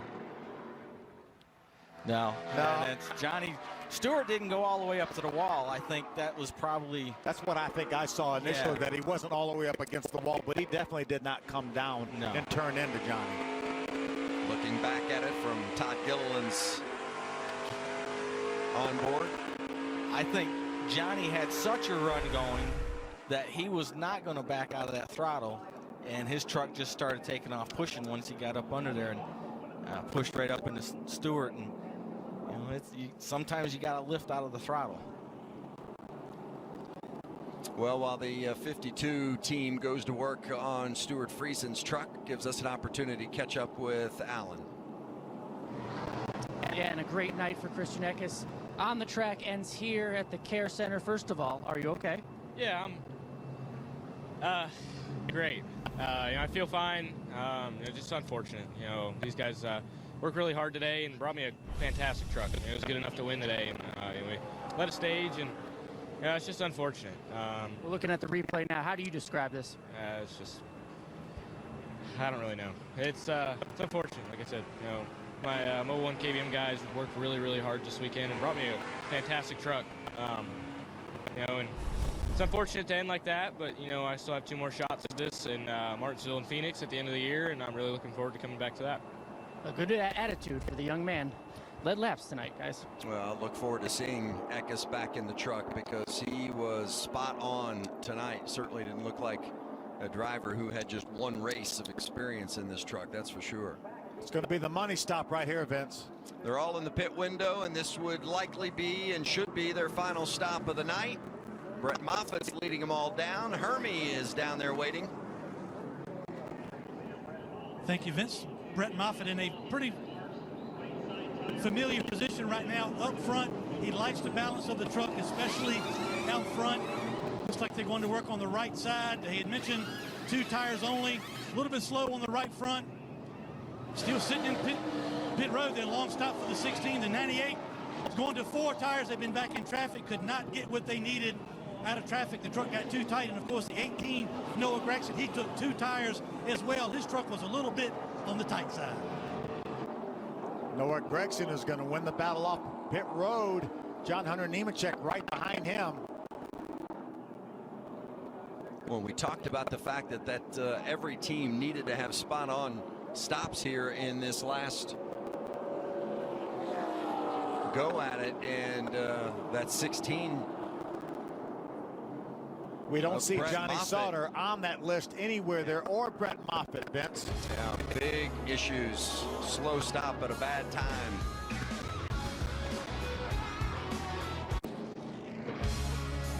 Brett Moffitt came in with the lead and big trouble on pit road. He's leaving for the 2nd time. All kind of problems, didn't they, Hermie? Yeah, came down pit road. This is the first time to the pit box. Everything goes pretty good on the right side, but pay attention to the gas man. He is having trouble getting the gas can to engage. They got no fuel in the truck first time down pit road. You can see him still struggling with that. So the end result, they sent Brett back around the racetrack, came back in, put left side tires on, and got it full of fuel. So he now has 4 fresh tires and a full tank of fuel, and they say he can go the entire distance. Yeah, he can go the distance, but that track position that he's lost, critical. I don't think there's any way that he can overcome the track position loss there. We talk about how critical it is and how important it is to be up front with track position when they make their last pit stop, and he has none of that right now. 58 laps to go, Phil, and we know these tires don't slow down, so the trucks in front of them, their handle's not going to go away because they got 2 tires. So, yeah, he's in big trouble. So Moffitt's back there in that 18th spot. Another one who had issues on that pit stop was Johnny Sauter. He's back in 11th. And I think it takes Johnny Sauter out of contention for the win, unless something very, very strange happens. Track position and passing, it's so important. It's so hard to pass here. And 57 laps may seem like a lot, but at about 30 seconds or so a lap, they go by pretty darn quick. They sure do. And he's got some really good trucks up in front of him too, with Gregson and John Hunter, Todd Gillen, Haley all up in their top 4 positions. And we've seen Joe Shear, Johnny's crew chief, gamble on track position the last few races and actually got him a couple wins because of it. And it's not going to happen tonight. Pace car pulls off. It'll be Noah Gregson starting on the outside and John Hunter Nemechek starting on the inside. They take the green. There will be 56 laps remaining.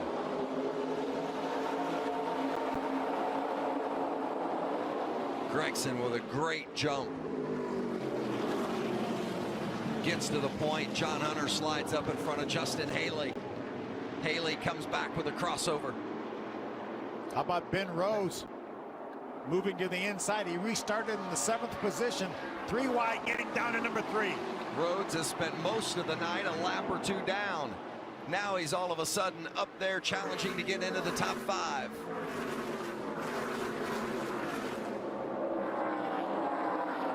Rhodes side by side with Zane Smith, who's making his first series start for DGR Crossley. Good move by Ben Rhodes. He's going to clear Zane Smith. There's Johnny Sauter racing with the 42. Chad Finley. Let's see if Johnny can clear him. He does have him cleared. Now he's trying to go by the 45 of Justin Fontaine.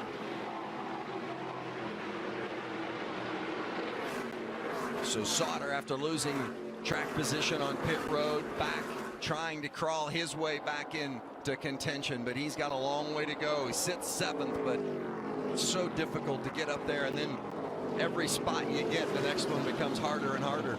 Yeah, all these trucks in front of him now are all really, really solid trucks.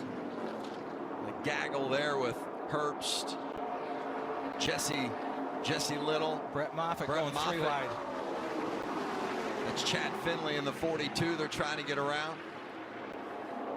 These guys know, Johnny Sauter knows, Brett Moffitt knows that it's time for some drastic measures. Might have take a couple chances maybe that you wouldn't have to take earlier. Jesse Little looks to the inside of Brett Moffitt. This is back in 10th, 11th, 12th, side by side. Good move by Grant Enfinger to try to get by the 20.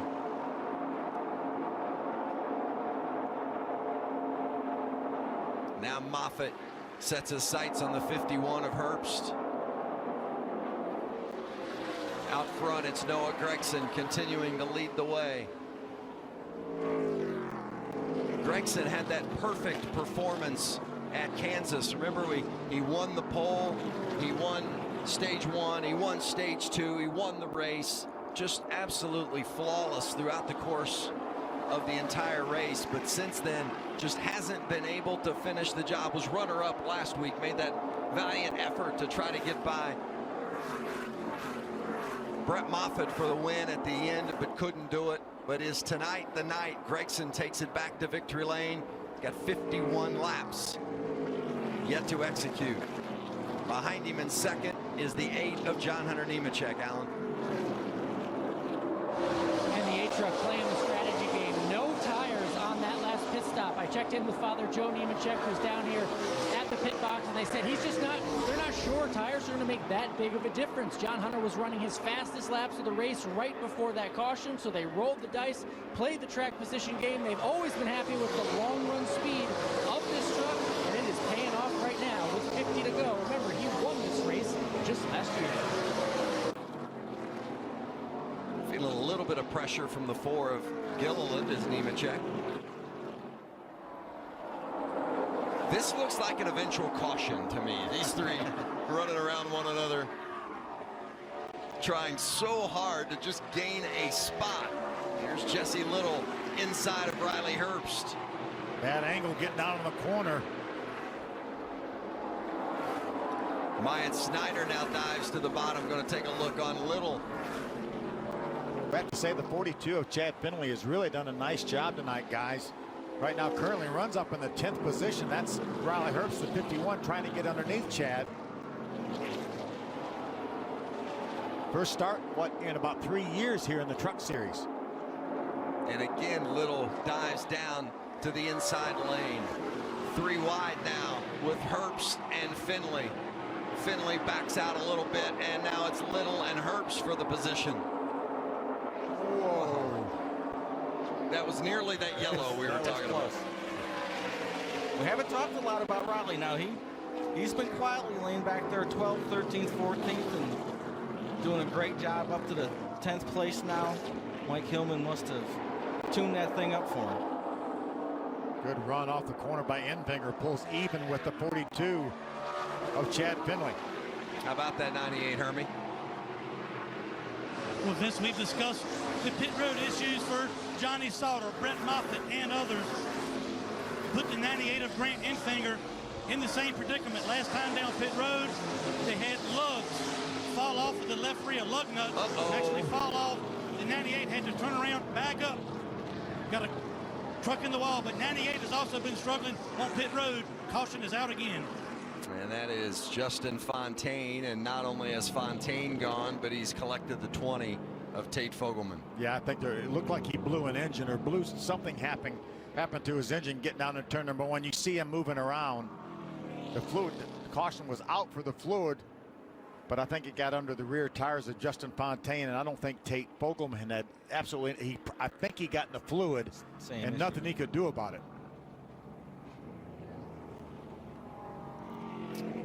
So John Hunter Nemechek takes it to the garage.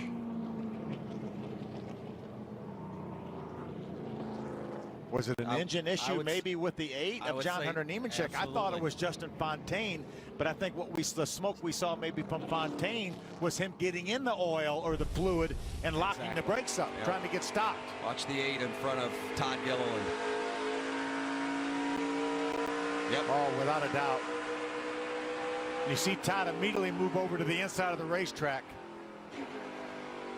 Oh, look at all that fluid going down on the track. Justin Fontaine had no hope.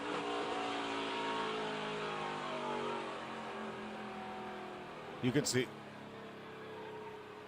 that was Austin Hill also in the 0-2 getting that fluid as well.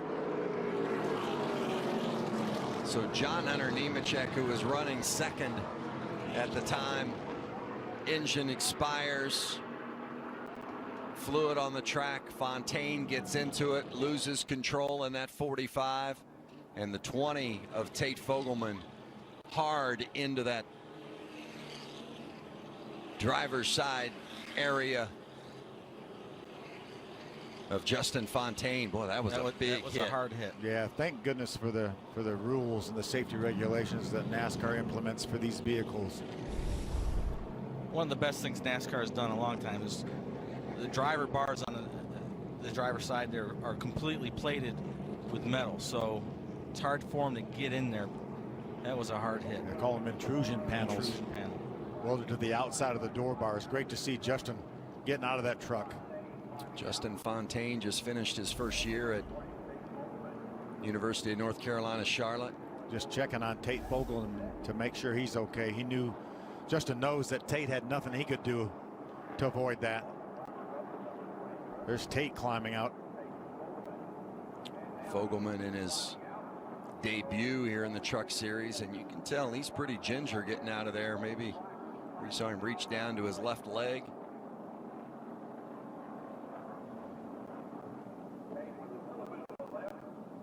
As a driver, that's one of the most vulnerable things when you get into a violent crash is your legs flying around.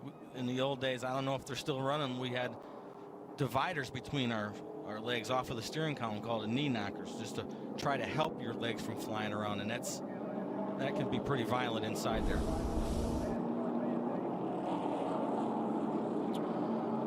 Under caution, likely going to be a lengthy one with all that fluid on the track. Noah Gregson is your leader. Austin Dillon wins the Great American Race. How about that, boy? History making right there. Fort Truett, victory lane, baby. Hell yeah, boy! Woo! KB, you did it, baby, you did it. Woo!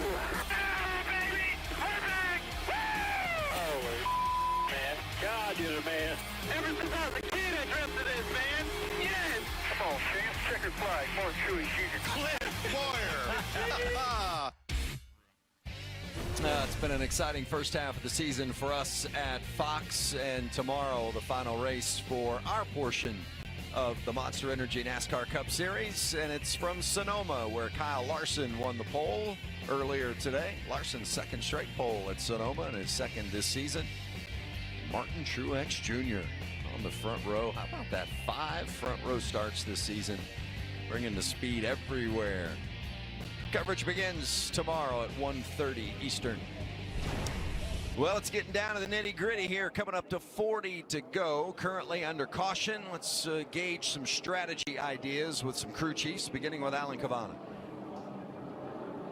An eventful race already for Ben Rhodes and the 41 crew chief Eddie Triconis. You're back in it. You're back contending. What do you got to do in these last 40 laps? Well, we still have about 40 laps to go, so I won't say anything yet. What an amazing group team effort from all Thorsport teams. Jump us and try to help us get this backup ready. And my guys, he's just so proud of them. We got the backup ready. We had to do a lot of work and a lot of changes to get the setup and everything that we learned from yesterday in our primary.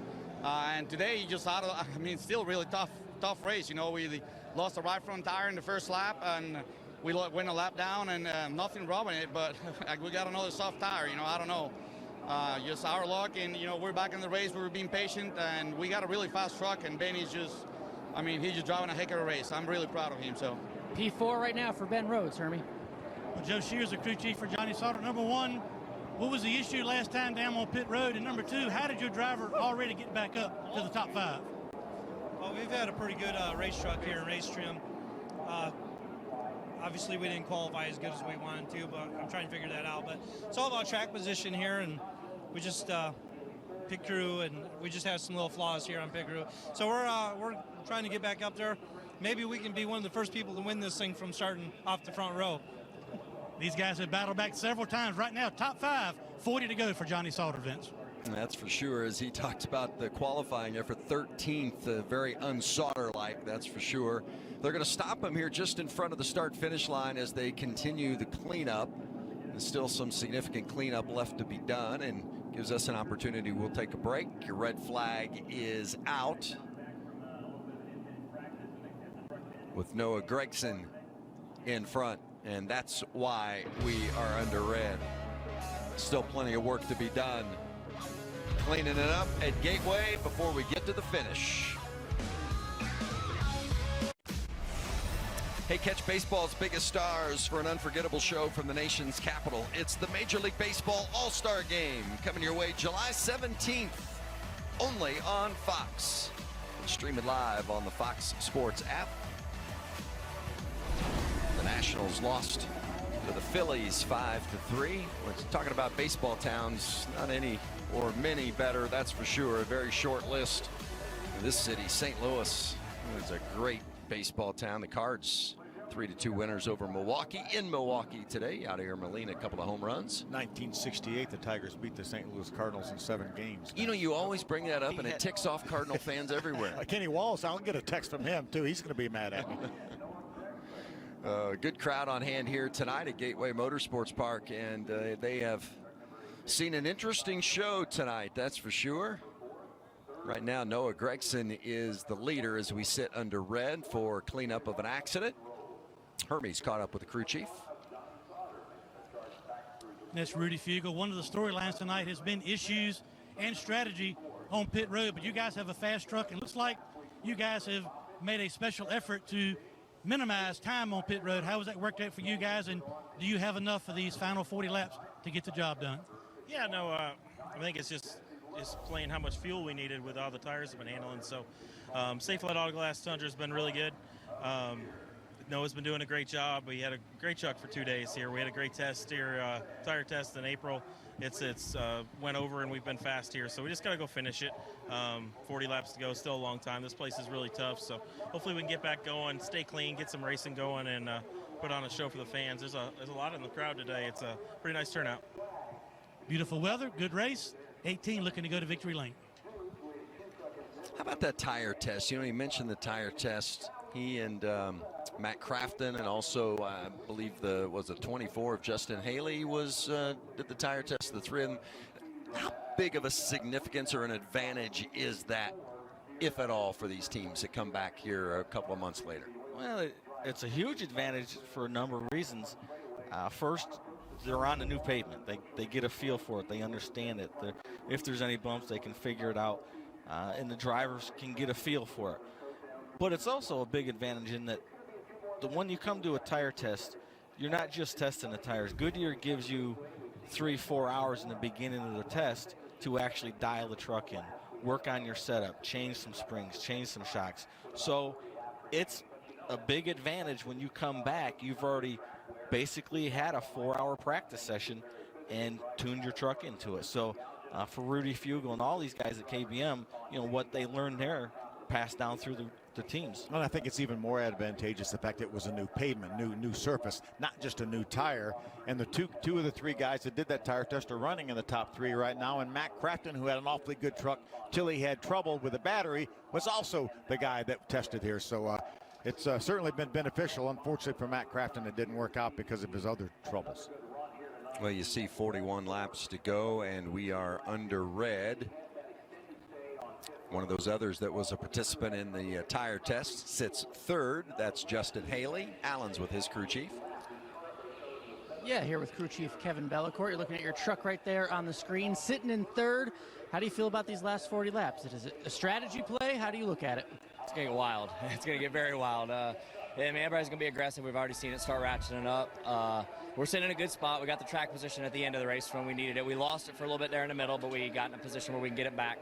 So our FOE Chevy Silverado's been pretty good tonight. Not as good as I was hoping to be, but we've worked on it, gotten it closer, and we got a shot at it. So I'm proud of him. He's driven a great race. And see what happens in these last 40 laps. I just want to say hi to my wife and kids. I love you guys, and I will see you later. You told me you were going to tell him to be ultra aggressive on a race like this, especially with track position. What are you telling him over the radio going into these last 40 laps? Be even more aggressive. I mean, you got to win. You win, you're in. You know, and then when it's right there in front of you, you want to take it. So, you know, I always tell him cautiously aggressive, but it's a very fine line to balance. He does a good job of it. He races everybody really clean and races them with a lot of respect. But when it comes down to it, you know, not with 40 to go, but when you get down to 10, 5 to go, you just got to take and try to win the race. That's what it's all about. Appreciate your time, guys. This is going to be exciting. Yeah, when they say take, you know what that means? Good for the television audience. Well, the cleanup continues, and this is why John Hunter Nemechek's engine lets go, puts a bunch of fluid down on the track, and the 45 of Justin Fontaine got into it. Tate Fogelman piled in as well with nowhere to go.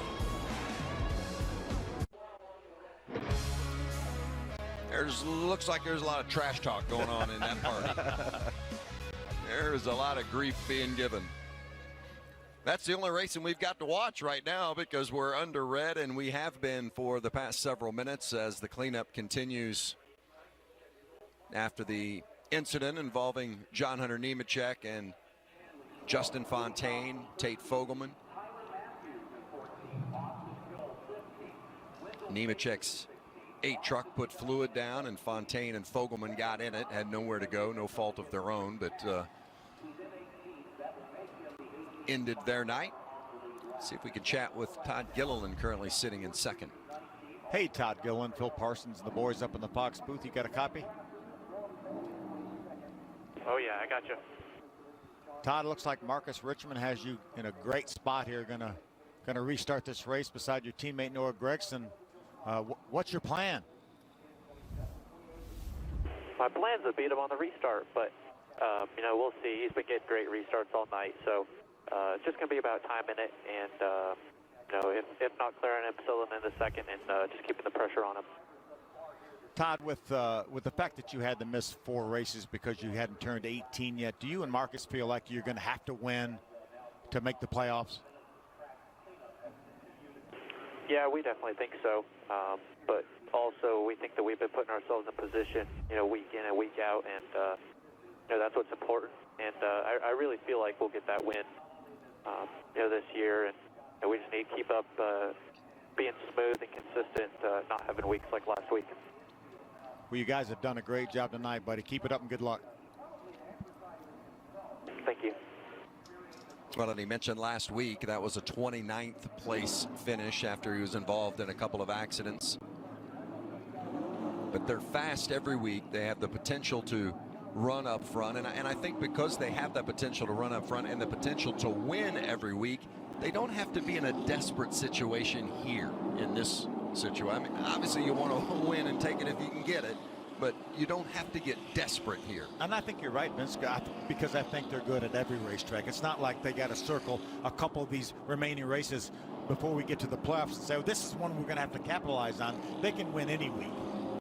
But when you put yourself in the position they're in, second place toward the end of the race, they got the track position.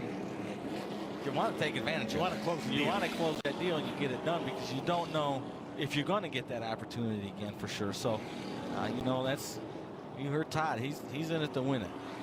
And I think he said it exactly right. He wants to try to pass his teammate on the restart. That's going to be the easiest time to do it. That's what's brought Johnny Sauter back into play here. Johnny Sauter's going to restart this race in the 5th spot. If he can make something amazing happen on this restart, maybe he does have a shot at maybe getting this win.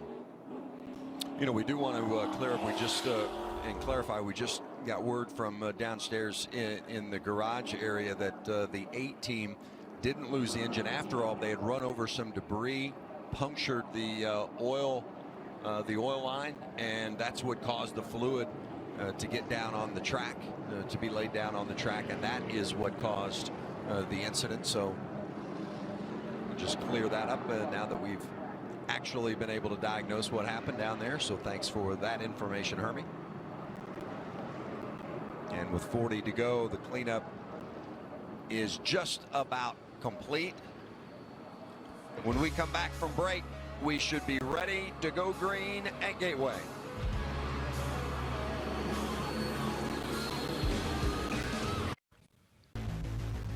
Next week, to the Windy City, Chicagoland Speedway, and the 1.5 mile racetrack that creates and provides so much excitement in close racing, especially for these trucks. Johnny Sauter celebrated in Victory Lane last year. Friday night, 9 o'clock Eastern. Well, as we get ready to go back green here with 38 to go at Gateway, take a look at our Ford track facts. Our Ford drivers who have gone to Victory Lane here at Gateway. Greg Biffle driving for Jack Roush back in 1999, and Terry Cook driving for the Keselowskis in 2002. Well, wouldn't it be a great story tonight if Ben Rhodes could add his name to that list? Rhodes spent 77 laps tonight off the lead lap because of an issue right out of the gate. I mean, he came to pit road lap 1. They had a problem. Yeah, what a great comeback so far for Ben Rhodes and his team. Patience. Get that kind of comeback, you got to have patience, and Ben has been very patient all night. Of course, having a fast truck helps too. See Todd Gilliland trying to work that speedy dry in a little bit. I'm a little bit concerned if I'm restarting on the outside. I mean, that looks slippery up there, guys. You think that's why Gregson took the inside? Absolutely. I would not be starting on the outside in that stuff for sure. You know, John Hunter, when that thing blew up, he was right in the groove all the way around that corner. I mean, turn 1's been challenging enough under good conditions or normal circumstances, much less with all that speedy dry on the track. But I think the track workers, the officials, did the right thing. They took enough time to get it as good as they can get it here. Hopefully, those guys will have some grip up there. Yeah, we've seen the driver of the control truck take the outside every time tonight, but not this time. Noah Gragson has put Todd Gilliland up there, and Gragson has taken the inside. Is Todd going to blast it off in there, hoping there's going to be some grip? Because if he does, that may work to his advantage being on the outside. You heard Gilliland say he's got to get it on the restart. The person who survives this front row battle and takes the lead here might be the guy that takes it to victory lane.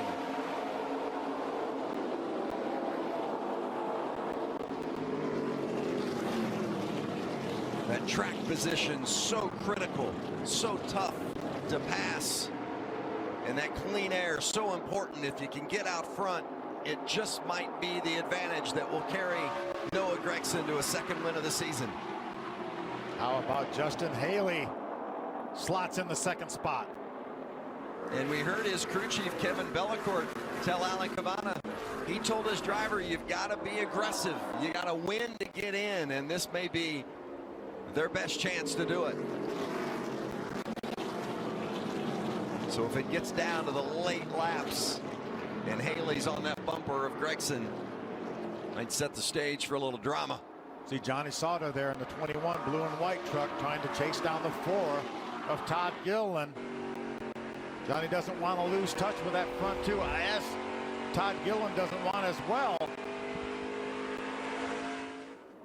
Sauter's had some issues on pit road, and he wasn't very happy with his truck in practice today at points, but boy, it been pretty sporty in the race tonight.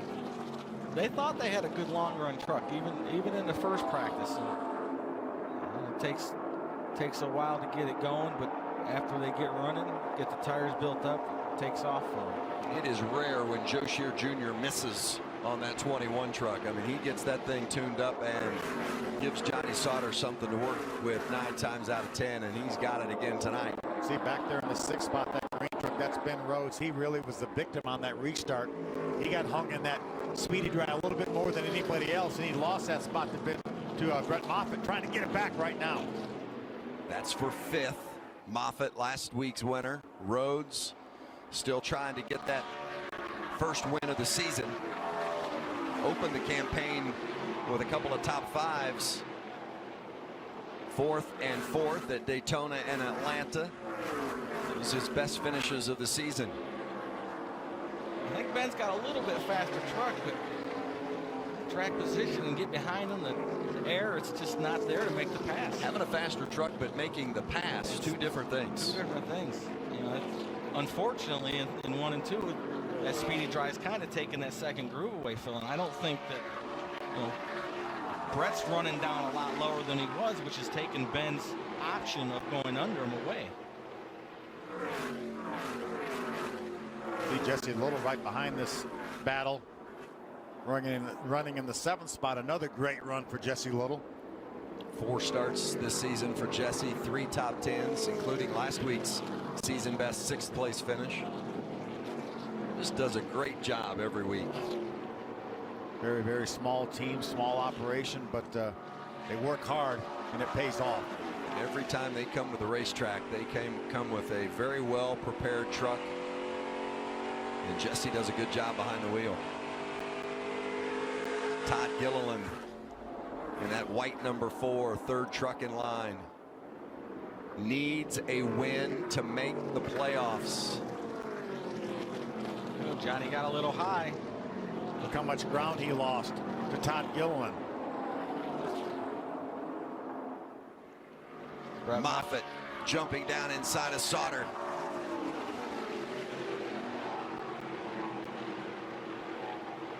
Sauter coming back strong on the outside. Now Johnny, the bad news is Johnny's going to be on the outside. He wants to try to squeeze Brett down here so he doesn't have to go that wide into the speedy drive. He did it too. What a great job by Johnny Sauter. And now Ben Rhodes trying to get underneath Moffitt. Taking advantage of Brett being under Johnny. Brett had to slow down a lot to keep from getting into Johnny, and Ben took advantage of it. Can he slide job? No. No, he pushes him up. It's all makes about the pass. Isn't it all about just kind of putting your fellow competitor in a bad situation so you can take advantage of them? That's what it seems like right now. Brett Moffitt wants to get that 41 of Ben Rhodes up. Ooh, oh, they get together. Brett is around. And Rhodes into the wall as well, but Moffitt certainly getting the worst of it.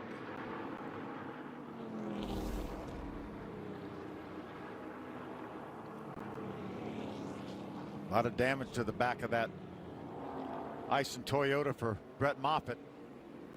I think it was all about battling for position. Didn't want to have to be too high up there. Brett wanted to try to squeeze him down a little bit, squeeze Ben down a little bit so he wasn't too high. Doesn't look to be significant damage on the 41, but he definitely skinned that wall with the right side. Yeah, I wouldn't be surprised if he would have to come to pit road just to make sure they have clearance. I know he would hate to give up the track position he has, but he's going to pull up next to his teammate Grant Enfinger and let Grant take a look at the right side of his truck. The 52 Stewart Creason will get the free pass with this caution. And it's going to set up another restart. And Brett had a great crossover move on Ben, and Yeah, I think Ben started turning off in the corner, and Brett was still going straight, and he turned down into Brett's right front, which turned the front of Brett's car down, or truck down, and it just turned him sideways. Yeah, I think they were fighting for real estate for sure. Yeah. Nobody wanted to be up in the slippery stuff, because it's still slippery up there, it looks like.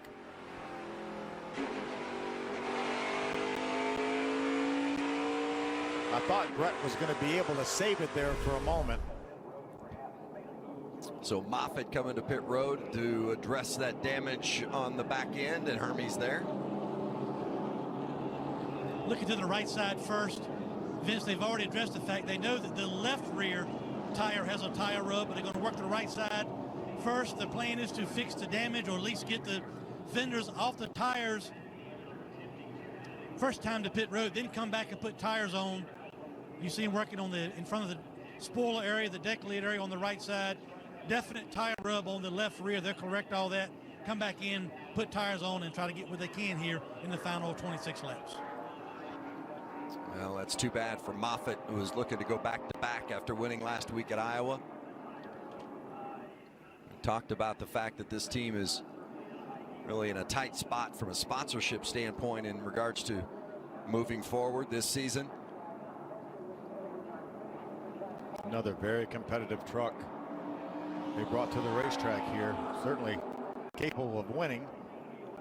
It's going to sound a little funny, but I'm going to tell you that this isn't as bad as it looks.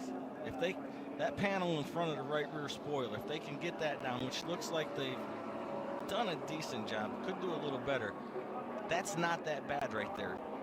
He may still be able to salvage a decent finish, but as far as being in contention for the win, that's out the window. I mean, he went from a top 5 position to where he's going to have to come back through the field here with less than 25 to go once we go back green. How about the 41 of Ben Rhodes, Alan? Vince, Ben Rhodes comfortable with the truck right now, despite maybe a little damage out there. They're really having a discussion, interesting discussion, about the restart. This restart is going to be critical, and Ben Rhodes came over the radio saying the previous restart he was able to go off in first gear, further back in the pack, but up toward the front, him and crew chief Eddie Triconis are having a conversation about maybe restarting in second gear to get, I guess, a better jump. Maybe Todd can explain the difference between first and second gear restart and the advantage or disadvantage of when it comes to the track position, but an interesting discussion on the radio right now for the 41. Well, the hard thing about starting first gear is it really you want to spin the tires. There's so much torque in the motor. This first gear, the gearing, it just really lights the tires up. But if you can manage to not spin the tires, it's going to get a better launch. You're going to take off better, and then when you shift into seconds, you've already got your momentum. So that's really hard. Now Phil, we talked about earlier, we thought Matt Crafton was doing first gear restarts, so maybe something at ThorSport, they've taken some of that gear out of first so that they can do this. And it also depends on how quickly Noah Gragson, who's going to be the control vehicle on this restart, how quickly he brings them to the line. A little bit faster, then you probably want to be in second gear. If he brings them up slow, then you want to probably be in first gear. But we know that if he's going to restart in first gear, he won't be in first gear just for a second or two. Just the initial launch. Well, he's supposed to be going, I believe it's 45 mile an hour.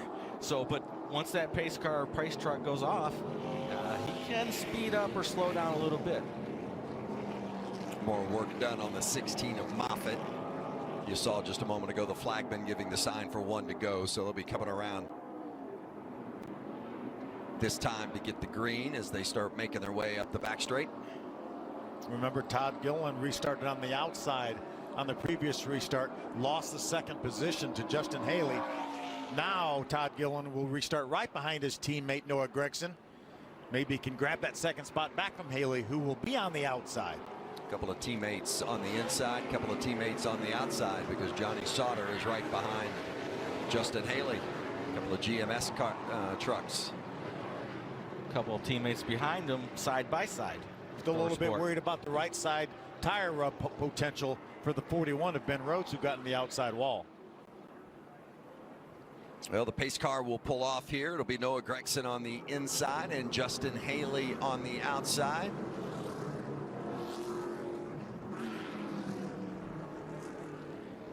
You win the restart, it might set you up to win the race. And Gregson jumps out. Gilliland inside, but not going to be able to grab second. Justin Haley holds on to it, and now it's a battle side by side for third between Gilliland and Sauter. A great restart for Justin Haley, and now Johnny Sauter is in the proper position on this side-by-side battle for third.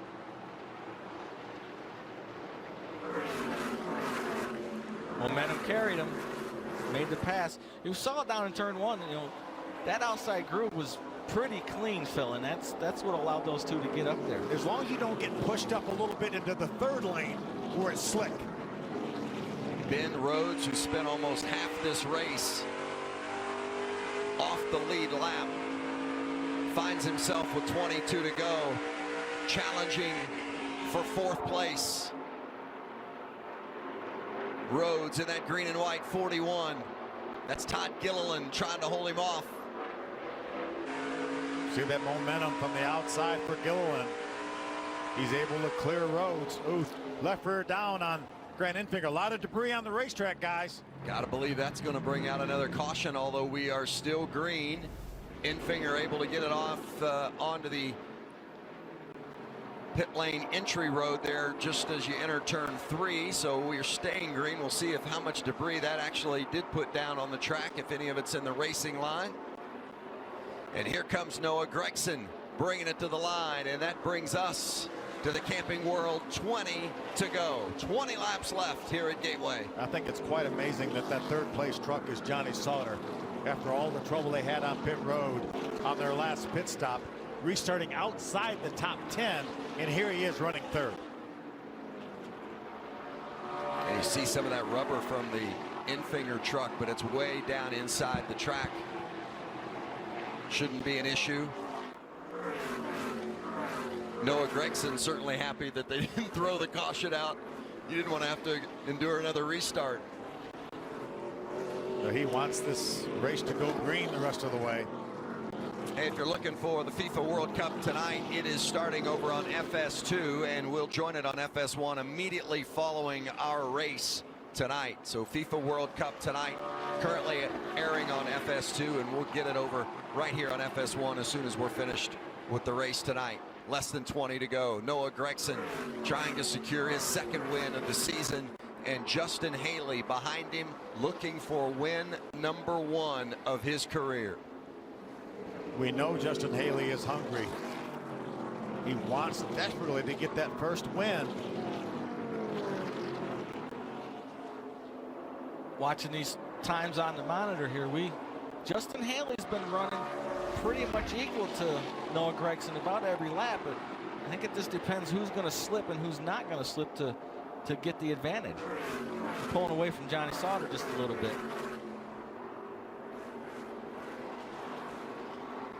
$17 laps to go. We're going to go to break, but you will not miss a lap. Going to go side by side. Going to keep on trucking from Gateway. Before we can wave the green flag, we raise the red, white, and blue. Before we can race, we soar. Before we can scream, we sing. Before we celebrate, we reflect. Before we can do what we do, we thank you for all that you do. NASCAR salutes our troops. Okay, that's a one-piece breast, $5. Pot pie costs you $5. That's a famous bowl, $5. Tenders for a $5, and that's my 2-piece original recipe, also $5. That's 5 real meals, each for $5. KFC, it's finger-licking good. It's the NASCAR Truck's most anticipated race of the year, the Camping World Truck Series Eldora Dirt. A NASCAR salute to short track routes with a full racing program, heat races, last chance race, and a 150-lap feature. Experience the excitement and spirit of NASCAR's only National Series event on dirt. Best of all, kids 12 and younger are always free. Get your reserved seats and campsites now at EldoraSpeedway.com. The Eldora Dirt Derby, Wednesday, July 18th. Eldora Speedway. So Dave here is taking the family up to the lake for the weekend, but without the white knuckles this time.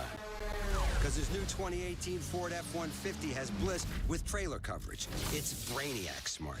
Not only does it watch your F-150's blind spots, it's got your trailer covered too. Just another reason why Ford F-Series is America's best-selling truck for 41 straight years. This is the new 2018 Ford F-150. It doesn't just raise the bar, pal. It is the bar. Before we can wave the green flag, we raise the red, white, and blue. Before we can race, we soar. Before we can scream, we sing. Before we celebrate, we reflect. Before we can do what we do, we thank you for all that you do. NASCAR salutes our troops.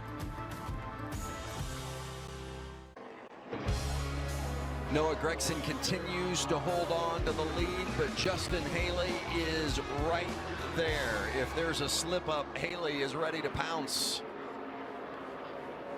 Last few laps, Vince, Justin has been half a tenth to a tenth faster than Noah, and you can see he's running back down. I don't know if Noah's truck's starting to give up a little bit, or Justin's getting a little better. How about Brett Moffitt? With all that damage, he has made his way back up to the 7th spot. Granted, he got some fresher tires than these other guys, but with all that damage, he is wheeling that thing. Ooh, caution's out.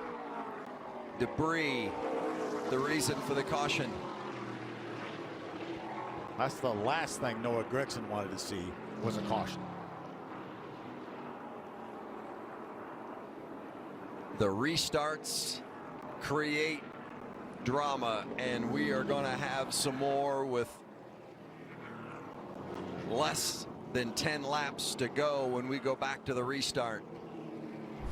Here's the contact with, look at that yellow 98, fourth in line there, and the 97 of Jesse Little. They make contact, that left rear of the 98, the yellow 98 of Enfinger. He cut it down and then actually came to pit road, changed that tire, and then I think he cut another tire down, so he must have still had a tire rub of some sort.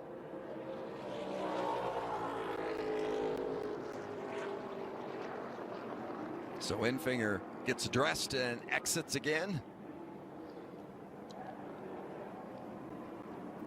They feel like they got to fix this time, Hermie? Phil was exactly right. Left rear went down, came in, replaced it, went back on the racetrack, had another flat left rear tire, and it was the brace, a rocker arm brace inside the left rear fender well that was the issue for the 98. So they've had a great run going early, won the first stage, but since then track position and now pit road issues have really put a damper on what was a strong night to begin with for the 98. Boy, isn't that the truth? Winning the pole and then winning stage one, and it is not going to be indicative of the quality of truck they had tonight when you look at the finishing position for the 98. Justin Haley going to have another shot at it, Alan. He is, and it was actually over the radio. There was a little bit of anger or just frustration over the caution coming out because crew chief Kevin Bellecourt actually felt they were going to run down and pass the 18. I know this tightens things up, but they thought they were going to do it on the track. A little worried about the restart, just with the different lanes, what it may do to their track position. But they know they're fast. They know on a run they can catch the 18. It's just a matter of passing Noah Gragson. Well, if you don't get it done on the restart, you're not going to have many laps to recover and make the pass for the win. So that makes this restart even more important. Yeah, and he's losing these laps that he was running a little bit faster than Noah Gragson. I think what Kevin Bellecourt was upset with is I think the longer Noah ran, the slower his truck got, and the faster the 24 got. So I think they felt like they were gaining speed on him and had a better shot. Now, after on a restart, the tires cool down, Noah's truck will come back. He probably feels like he's not going to have a good chance. Well, 4 of the last 5 races here, the final lead change has come in the last 10 laps of the race. And that statistic could very well come into play one more time here tonight as we get ready for this restart. How about that 18, Hermie? Well, the issue with the 18, you see a look at Rudy Fugel. He is the crew chief. Noah came across the radio when the caution came out and said the last several laps prior to the caution, his truck was getting loose on entry and exit. So if the 24 was monitoring the 18 radio, maybe he knows that and will try to put his truck in a position where it might enhance those qualities of the 18, but certainly loose the last 3 or 4 laps is what Noah Gregson is reporting in the 18. And teams regularly monitor the radios of the other teams up and down pit road, especially those that you're battling for position or battling the win. And not right now, Rudy's thinking hopefully these tires cooling off a little bit will give them a little bit more grip, at least for a few more laps after this restart before that truck starts getting loose in again.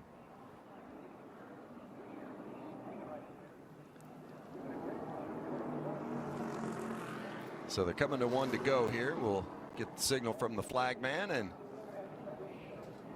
they'll line up side by side, and we'll get this restart next time by. Interesting to see. Oh, Noah took the bottom. I'm a little surprised with that. I'd be a little bit worried about giving the inside to Justin Haley and let him pushing me up in the center of the corner. But if Justin gets a good restart and can hang on that quarter panel, Noah, it's going to make Noah even looser. Guys, how about some good runs? The 54 right there, Zane Smith in his Truck Series debut right now, running up in the top 10. Chad Finley, just a handful of starts over the years. He's also running up in the top 10. Great work by those 2 drivers and teams. Yeah, and just ahead of them, you've got Riley Herbst in that 51, and Herbst making his debut, just 17 years old. So we talked about it before the race. 7 teenagers in the field tonight, and you've got a couple of them right there on the front row getting ready to battle for the win here with Noah Gregson, 19 years old from Las Vegas. And in that 24 truck, the 19-year-old Justin Haley from Indiana. All important restart here. Remember, huge advantage for Noah Gregson because he knows when he's going to go. Justin Haley has to react to what Noah Gregson does. The race win could come right down to this restart here.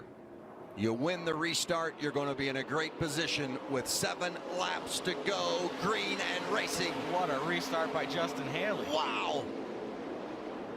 Can Haley close the door from the outside? He just drove it in too deep, and he recovers. Gregson gets caught up behind the 4 of Gilliland, and it's going to be Haley to the front. I thought he was out of the picture when he went wide hard into the corner. And the caution is out. Justin Haley had taken the lead, and the caution has come out, and will do it again. And he's going to have Johnny Sauter beside him for this restart. And that's the reaction of Haley's crew chief, Kevin Bellecourt, and understandably so.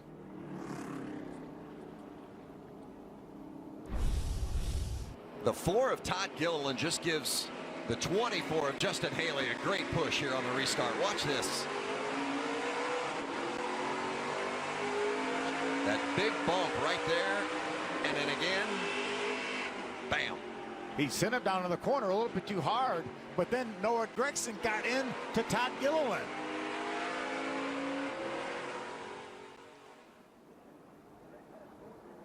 Teammates Gregson and Gilliland. Todd gave him a shot just as he turning off into the corner, and I don't know how Justin Haley didn't slide up and get in the wall. Surely we don't have more issues for Ben Rhodes here in the 41 truck. There was debris on the track, and then also Rhodes came to a stop on the access road and requires a push in, so they've cleaned the debris, and they've also got Ben Rhodes off the track. There you see them picking up the debris. What a day it's been for Ben Rhodes. Phil, look who's up in 3rd position right now. Oh yeah, Brett Moffitt, Johnny Sauter in 2nd. Myatt Snyder giving it another run tonight. Snyder followed up that top 10 finish last week at Iowa with another strong outing tonight.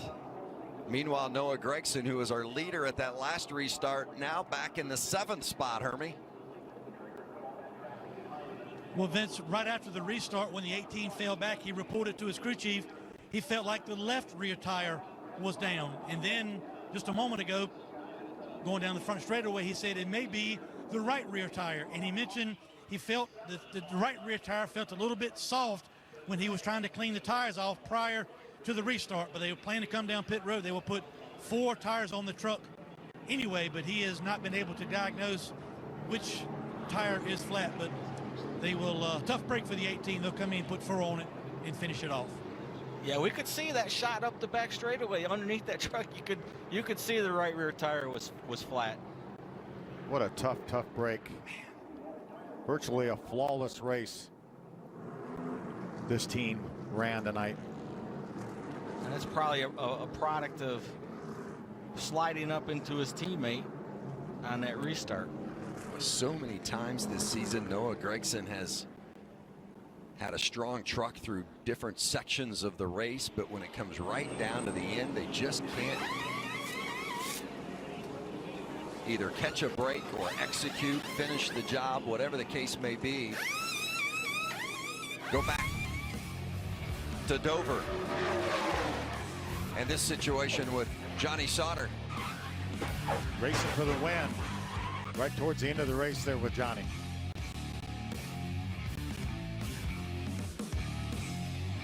Just one of the episodes of heartbreak for Noah Gregson, and then tonight on the restart, Haley got the big push, and then Gregson ended up trading paint with his teammate Todd Gilliland.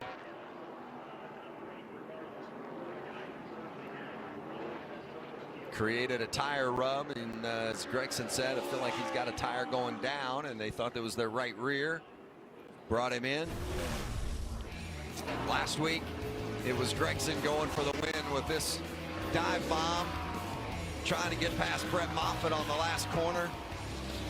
Didn't work, gave it a heck of a shot. Great effort. Second. Great effort there. And Moffitt was celebrating in victory lane, and Brett is in position to possibly do it again because Moffitt will restart 3rd.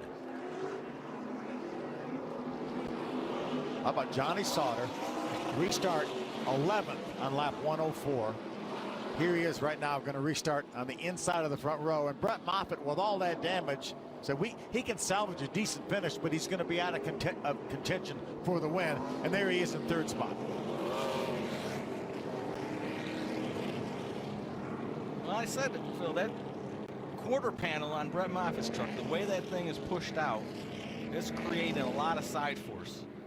And you got that kind of side force, you can corner a whole lot faster. And plus he had 4 fresh tires, which didn't hurt the situation. And they got that panel on the back there pushed down good enough that the spoiler is still effective. So as bad as that thing looks, it's really not that bad. Yeah, obviously. He's going to have 2 left to try to get by a few of these guys. Teammates Johnny Sauter and Justin Haley on the front row for the restart. Sauter has won 4 times this season, matching his season best.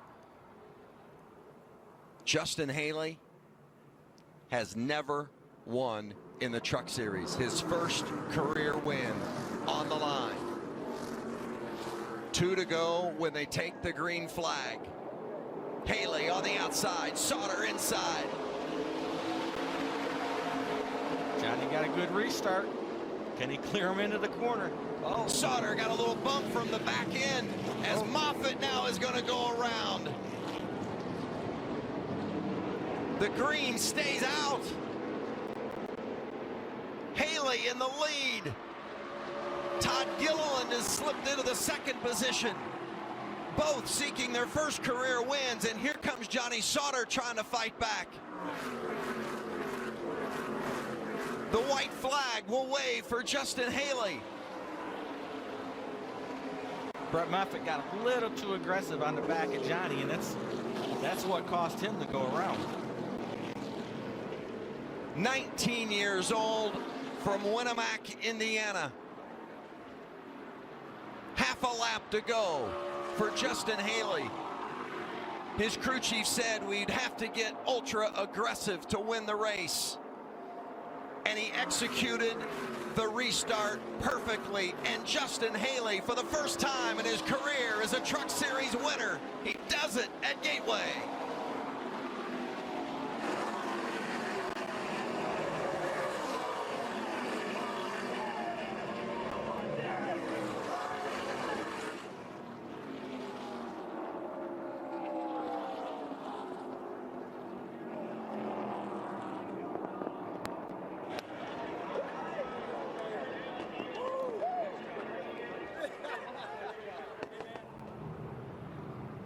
In his 37th career start, Justin Haley wins for the first time. And the first driver this season to score his first career win. And another driver to qualify for the playoffs. They've been very strong a lot this year. They've run second and third and top five. So it's about time they got that win. It's going to be a celebration in the GMS camp for Justin Haley.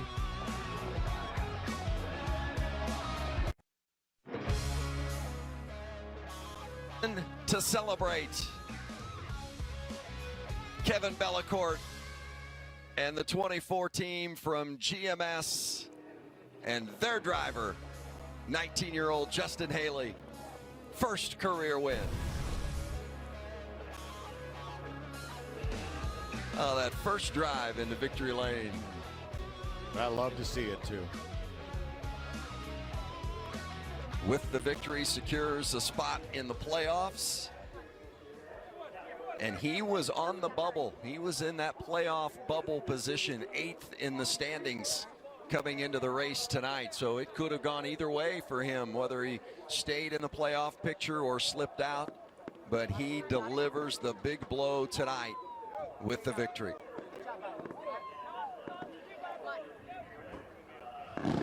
Justin Haley climbing out. The big celebration.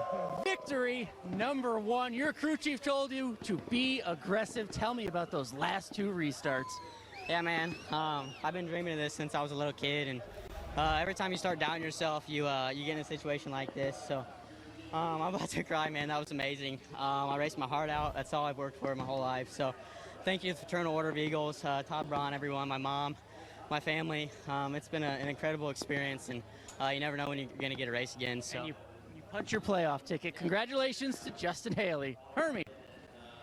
Where to start with the night for Johnny Sauter? You guys went from the front to the tail end of the lead lap 2 or 3 different times. You battled back for a 3rd place finish. Came down to the last restart. You still had a shot. What happened on the last restart?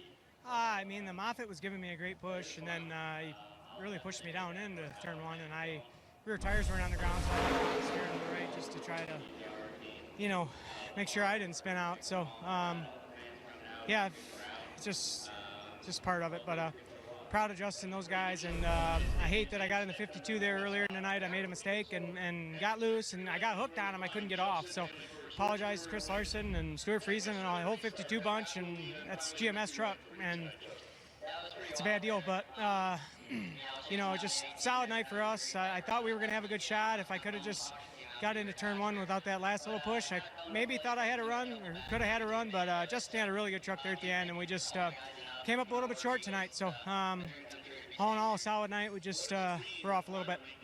Vince? Johnny Sauter finishes 3rd, and of course Sauter secure in his playoff picture, but how about Justin Haley putting his name in yellow? He'll be a playoff participant. Great effort from Haley in the win tonight. Myatt Snyder moves up into that 9th spot just outside the bubble, with Ben Rhodes slip into the bubble in the playoff picture. Congratulations to Justin Haley, the winner at Gateway. FIFA World Cup tonight is next.